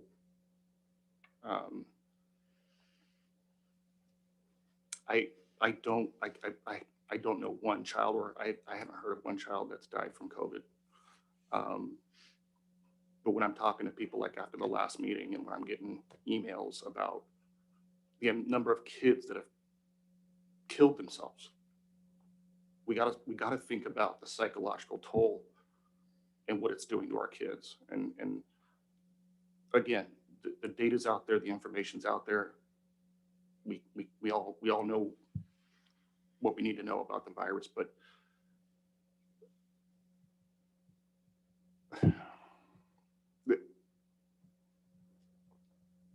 there's parents out there that want to be brave for their kids and give them normalcy. We have no idea what kind of psychological impact this is having on our kids. I heard the comments, some kids are taking it well. What about the kids that aren't taking it well? What about them? And that's what kind of keeps me up at night is, you know, you get a sickness, most cases you'll heal and you'll become immune, but psychological damage, that's tougher. And it's not about me. It's not about politics, not about an agenda. I was elected to help kids and represent the families. And again, it's just beyond frustrating that I cannot do that.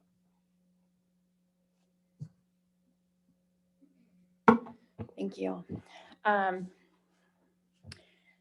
So yeah, I mean, as you can tell, it's pretty doggone sobering to be sitting up here, and it's certainly not anything that any of us chose.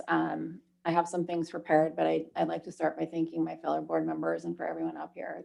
This is tough.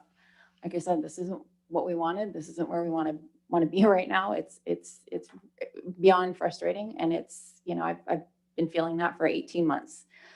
And I'd also like to say that I agree with really everything that the board members have said, which, you know, we get there in different places, but I think it just shows that we're all in this for the kids. But to be honest, you know, to emphasize this, this wasn't the meeting we were supposed to have this week. This wasn't. I left, you know, invigorated after last week's meeting, and I'll get into that. But I was not as early as I intended to be to this meeting, but I kind of had a thing and had to write some things down. So bear with me. I'm just going to go ahead and read them so I don't forget. That has more to do with a lack of sleep in the last week, I think, than anything. So, but just to be clear, a week ago, I took an oath for the 15th year in a row to uphold the laws of the state, county, local government, and our school board policy for the kids. That same evening, we had a robust and I think a very thorough conversation as a board regarding masks and Ready School Safe Learners. I was incredibly impressed at the level of discussion, especially considering the majority of our board are new members. I think the work session closed. We were able to hear an awful lot of comments from the public with very strong feelings on many topics. We all left that meeting just a week ago, knowing in a week we would be here. We would digest all aspects of Ready School Safe Learners, information coupled with community input, and we would make our best effort to render decisions for the Sherwood schools and the 2021-22 school year. Obviously, like we've talked about, in less than 24 hours, local decision-making for a key aspect of the school year was swept away with a state mandate. I looked up what a mandate means and was disappointed, to be honest, to hear that essentially a law is made by the legislature and mandate is made by the governor, and they are in essence the same thing. They're both really a law that has to be abided. I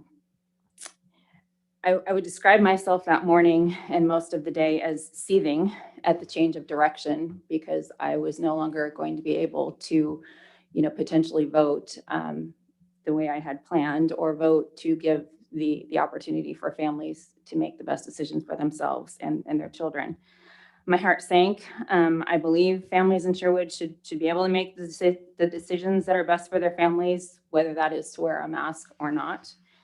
And over the past several days, it is clear people are passionate in their beliefs. Many have shared that with the board. Most have been appropriate. Some have been mean, to be honest, and it's tough to take that. I struggle to grasp at times how the board or district has become some sort of enemy when in fact we didn't choose this. We're a victim of this decision at the state level. As I reflect on what this means and what the community is asking for, I believe they're asking for stability, certainty, some level of control, because it certainly feels like we haven't had it. I get it. My plan for this evening is to join with my fellow board members and provide a level of certainty to the best of my ability, including decisions on cohorts, social distancing, indoor and outdoor activities, sports, vaccination specifics, and even more importantly, I think what the plan is for Sherwood schools in the future when the mandate comes to an end. I choose to do everything I can within the bounds of our ability to control that which I can control. As a board member, I have an obligation to follow the law, and I'm not comfortable asking 5,000 students and their families to go against a mandate or a law. Along with a myriad of other reasons, this board has a fiduciary responsibility to the districts and taxpayers to spend dollars wisely. Breaking a mandate leaves the district vulnerable to litigation at a variety of levels. There are potential things that could even result in the schools being closed by a variety of governing authorities, not to mention the $500 per student per day potential that could be levied against Sherwood if we chose to go against the state mandate. I respectfully ask that you support this board and district as we continue to do the very best we can for students. We need to get on to the work of bringing our students back this fall and doing whatever we can to make this a great year for them in both the short and long run. Thank you. Are there any other comments, discussion from the board? Director Adamson? Yeah, Madam Chair, are you looking for a motion at this point in time? No. All right. We're close on the action items. Any other comments or anything for Ms. Andrigg or Mr. Rose? Dr. Thorne, anything, or are you ready to move on? Okay. Okay, with that, we'll go ahead and move on to action items in regard to decisions on Ready School Safe Learners and the guidance for 2021-2022. Madam Chair, just in the interest of clarity and recognizing that there may be different votes, I want to take these in really 4 parts, if I may. So the first motion is I move that the Sherwood School District comply and continue. This is, let me preface this before I make a full motion. Technically we don't need to move to comply with state law. We're going to go ahead and do that just so that there's no confusion in the community about whether or not we are going to follow or not follow, in the hopes that after we take this vote, we can move on from that discussion and people know where we are going to be. You may continue to disagree, or you may strongly support this decision. I'm going to take my time, go ahead and say what I'm going to say. And we're going to go ahead and make a motion and do this, but I just want to be very clear for those out there that are a little confused. We do not have to do this to follow state law, but we're going to go ahead and do it so that the community is clear on what we're going to do. So, Madam Chair, I move that the Sherwood School Board follow the mandate as presented to the district by the Oregon Health Authority and the Oregon Department of Education concerning masks and the appropriate OAR reference. I hear a second. I second that motion. Any additional discussion? Okay, all those in favor say aye. Aye. Opposed? Okay, motion carries. Madam Chair, I move that we adopt the proposed district recommendation on physical distancing with the caveat that we do as much as we can to, within that 3-foot guidance, also allow for things like assemblies and labs and other things to be as normal as possible. Is there a second? Second. Any additional discussion? Okay, we'll take a vote. All those in favor say aye. Aye. Aye. Opposed? Okay, motion carries. Madam Chair, just for the recording of the minutes, I just want to be sure we have a clear vote. I'm not clear on the first two for Duncan and Krista, if it was yay, nay, or. Sorry? Dr. Thorne, we just wanted to clarify your votes in the last 2 motions. Well, as much as I disagree with them, I don't see that I have much of a choice, but I would like further discussion on them before we move to motion them. We have another meeting on August 24th. So, Madam Chair, I don't think that we can wait until August 24th to give the district guidance about how to implement and to prepare for this upcoming school year. We actually already had a first and a second and voted, so I don't know that we can change that tonight. That's Right. not. Which is why I didn't vote in, but sure. Okay.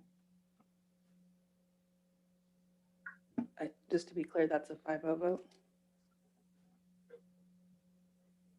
Director Thorne, so I'm just sorry, to I'm having a little trouble hearing. Sorry. My connection here.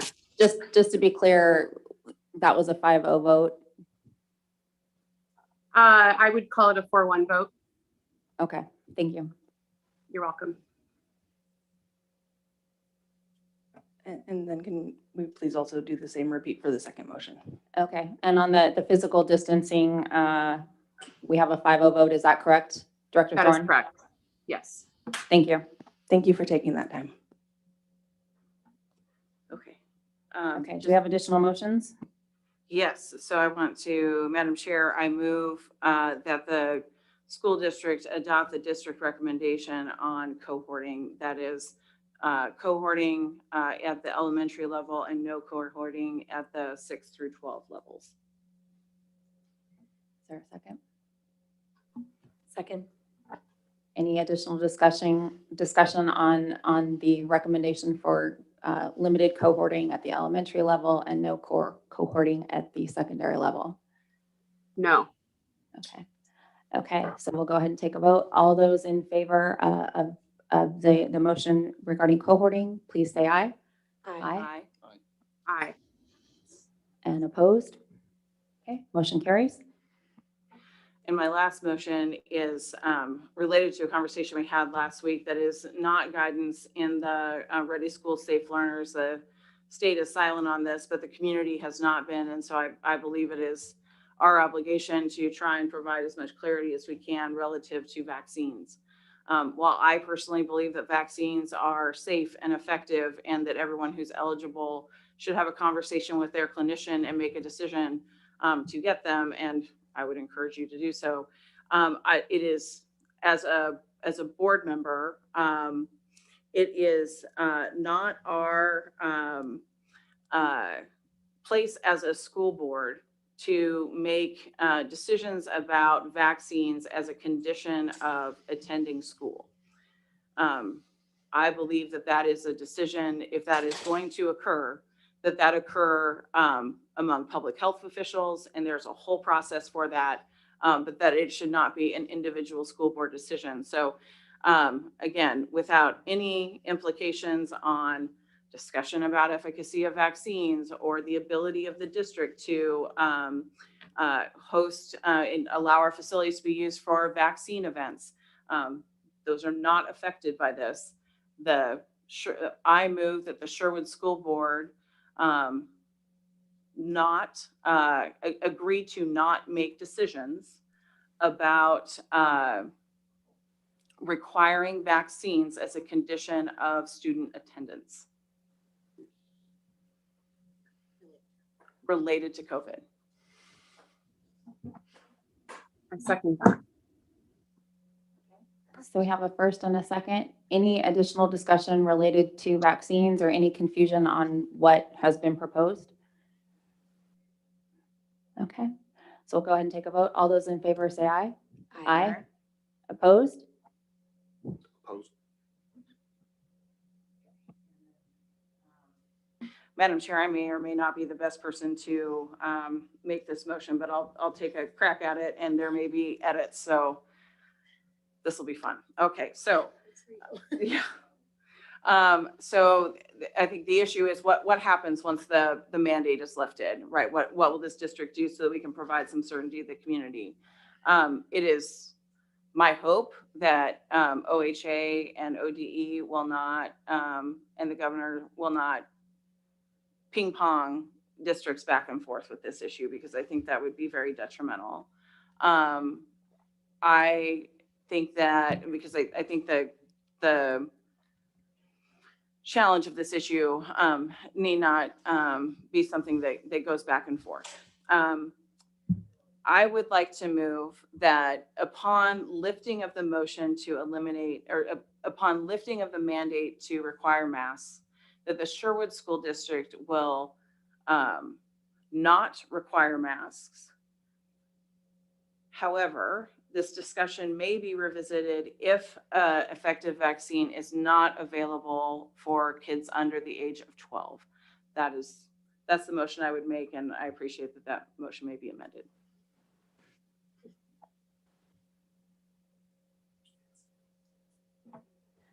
Is there a second? Any discussion or need for clarification on what the motion currently is? Jessica, could you repeat the last part of that? Yeah, so basically what I'm trying to say, Krista, is we're going to be, when the mandate is lifted, we're going to be done with the conversation and revert to no masks in this community. However, this conversation may be revisited if there is not yet an approved vaccine for kids under the age of 12. So I'm comfortable with saying if the governor lifts the mask mandate and people have had an opportunity to get vaccinated under the age of 12, I'm comfortable with us not moving forward with requiring masks. I will want to revisit this conversation if a vaccine is still unavailable to kids under the age of 12. I disagree. I think that if the mask mandate is removed, it gets removed indefinitely without any condition of whatever age needs or is available for a vaccine. So Yeah, we were going to. If I'm understanding that correctly.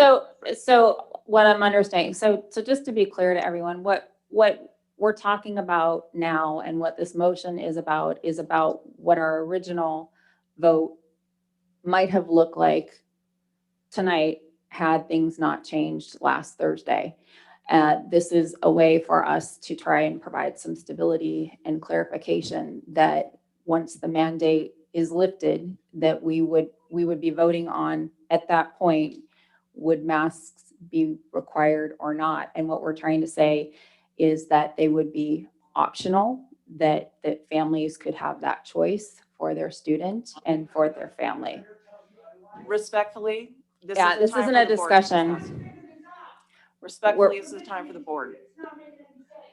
I understand we're trying to clarify this. This is a vote about what happens once the mandate is lifted. We don't want to have to start over in this conversation. We would like to provide some clarity that once this mandate is lifted, what would our direction as the board be for the district? That's what this vote is about. Respectfully, this is not a conversation between the audience and the board. This is the board's conversation at this moment.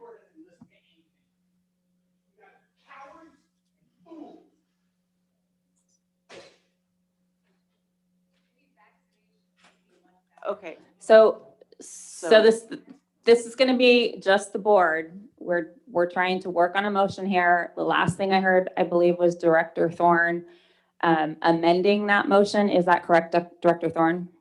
No, I agree with the motion of masks should be removed at the moment the mandate is lifted.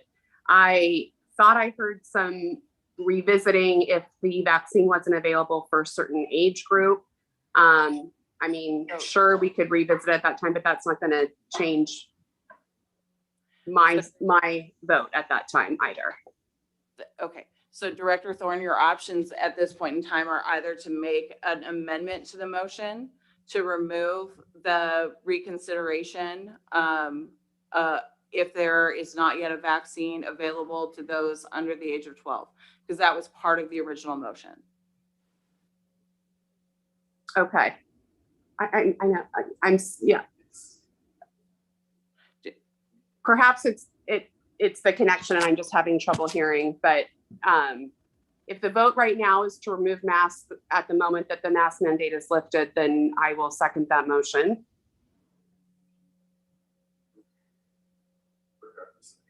Regardless of any back, I'm just having trouble hearing a little bit, I think, because of the connection here.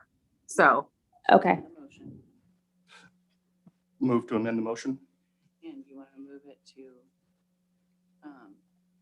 to eliminate reconsideration if a vaccine is not available to those under the age of 12. Move to eliminate The the requirement for the vaccination Yeah. Correct. and Yes. revisit that conversation. Ladies and gentlemen, please do not, just let us do the work and you're welcome to listen. So what we have now is we have To vote on that amendment. we're going to vote on the amendment. There's been amendment to the original motion, which would eliminate further discussion if a vaccine is not available to all of the children. Madam Chair, I'd recommend that we do a roll call vote. Madam Chair, I'd recommend that we do a roll call vote just so that Christine has clarity. Okay, yeah. Yeah, so what we're voting on is this amendment, and Director Thorne, how do you vote in amending the motion? Yay. Director Niangaro, Yay. Director Adamson, No. okay, Director Hawkins, Yay. myself, and yay. So that motion carries. So now we will go ahead and vote on the amended version, which is that once the mandate is lifted, that Sherwood would pursue eliminating masks and giving families and the students the choice as an option to choose to wear a mask or not wear a mask. Madam Chair, is this a proper moment for a discussion? It is. Okay. I would just like to say that I really believe that revisiting this conversation is necessary. So I'm hopeful that OHA will maintain that this mandate will cover a period of time so that folks can become vaccinated and that we can do that safely. So my no vote this evening is not because I want a permanent mask mandate, but it's because I believe that if we aren't at a place where vaccination is available to people, that we ought to have a conversation about a more limited opportunity in order to get folks the opportunity to be vaccinated. Not a requirement, but an opportunity. So I just wanted to very clearly explain why I'm a no. For those of you that paid attention last week, you saw that I made a motion to apply only to the younger grades. So this is consistent with that. And I think consistent with a chunk of our community that feels like until vaccination is available, we ought to have masks. So I want to just be clear. This is not, my perspective is not that we should have a permanent mask mandate. I don't want to have folks left thinking that that is my view, because that would be incorrect. Respectfully, we get to talk up here because that we're a board and we want to make sure the community understands.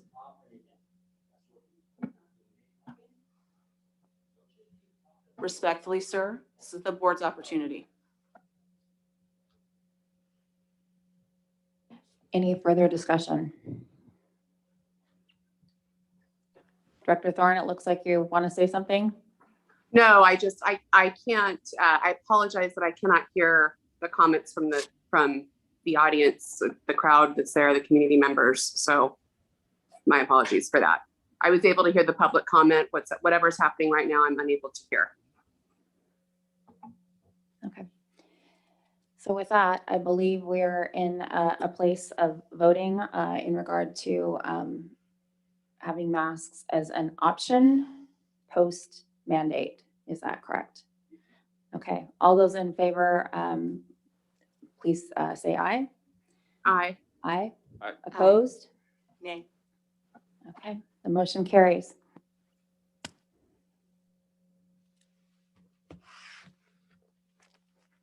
Are there any additional motions regarding Ready School Safe Learners at this time? Okay. With that, we'll move on to the Sources of Strength curriculum, second read. Dr. Fritz, the podium is yours. Good evening, Chair Hecker, Superintendent Dr. Cordy, and distinguished members of the board. Tonight, I bring forward the Sources of Strength curriculum for a second read, and given the lateness of the hour, I will make sure I'm as quick as possible. Following the presentation at the board meeting on June 9th, a copy of the curriculum was made available in the district office for any members of the community to review. The full curriculum, along with feedback forms, was made available through August 3rd.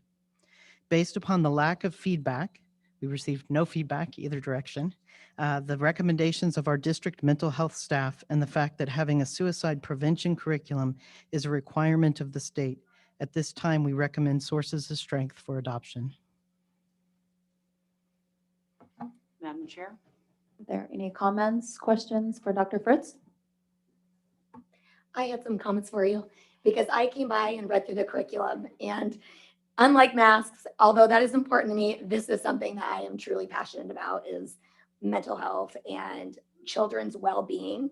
And this curriculum is so strong. It had so many amazing tools that kids can use. I mean, I really read through almost page by page to see what was in there that the teachers could utilize. And there were so many tools for self-regulation, for how to identify and build positive friendships, for how to identify the helpers in your community. And I did take a look at the small pieces that were about suicide and spirituality to see that they were developmentally appropriate. And I thought it was an incredible curriculum. So I'm very proud that our Sherwood students will have the opportunity to learn it. When I read it, I was like, I wish I was teaching this. It's so good. So I took the time and I loved it. I'm sorry if you didn't get any other feedback. Thank you for taking the time to read it. Any other comments? Dr. Nangaro? Yeah. I think it was the first slide, I watched the June 9th meeting, and there was verbiage in there that said equity and racial equity-centered supports. Can you elaborate on that? So that's the language of the law. That's not specific to the curriculum. The curriculum does not get into racial or any of those kind of things. It's just as it already was mentioned here. The curriculum really looks at community helpers. How do we reach out when we're feeling like we need help? How our engine runs, that's kind of language around, are you low energy versus high energy and feeling kind of nervous? It's really more about strategies and tools that everyone can use.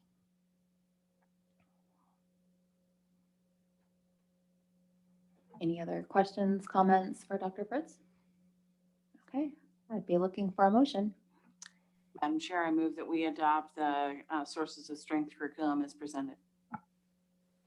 Second. Any further discussion? Okay, all those in favor for adopting the Sources of Strength curriculum, please say aye. Aye. Aye. Can you hear me? Aye. We heard you. Good job. Opposed? Okay, motion carries. Okay, and with that, we will have our next meeting on August 24th, and we are now adjourned. Thank you.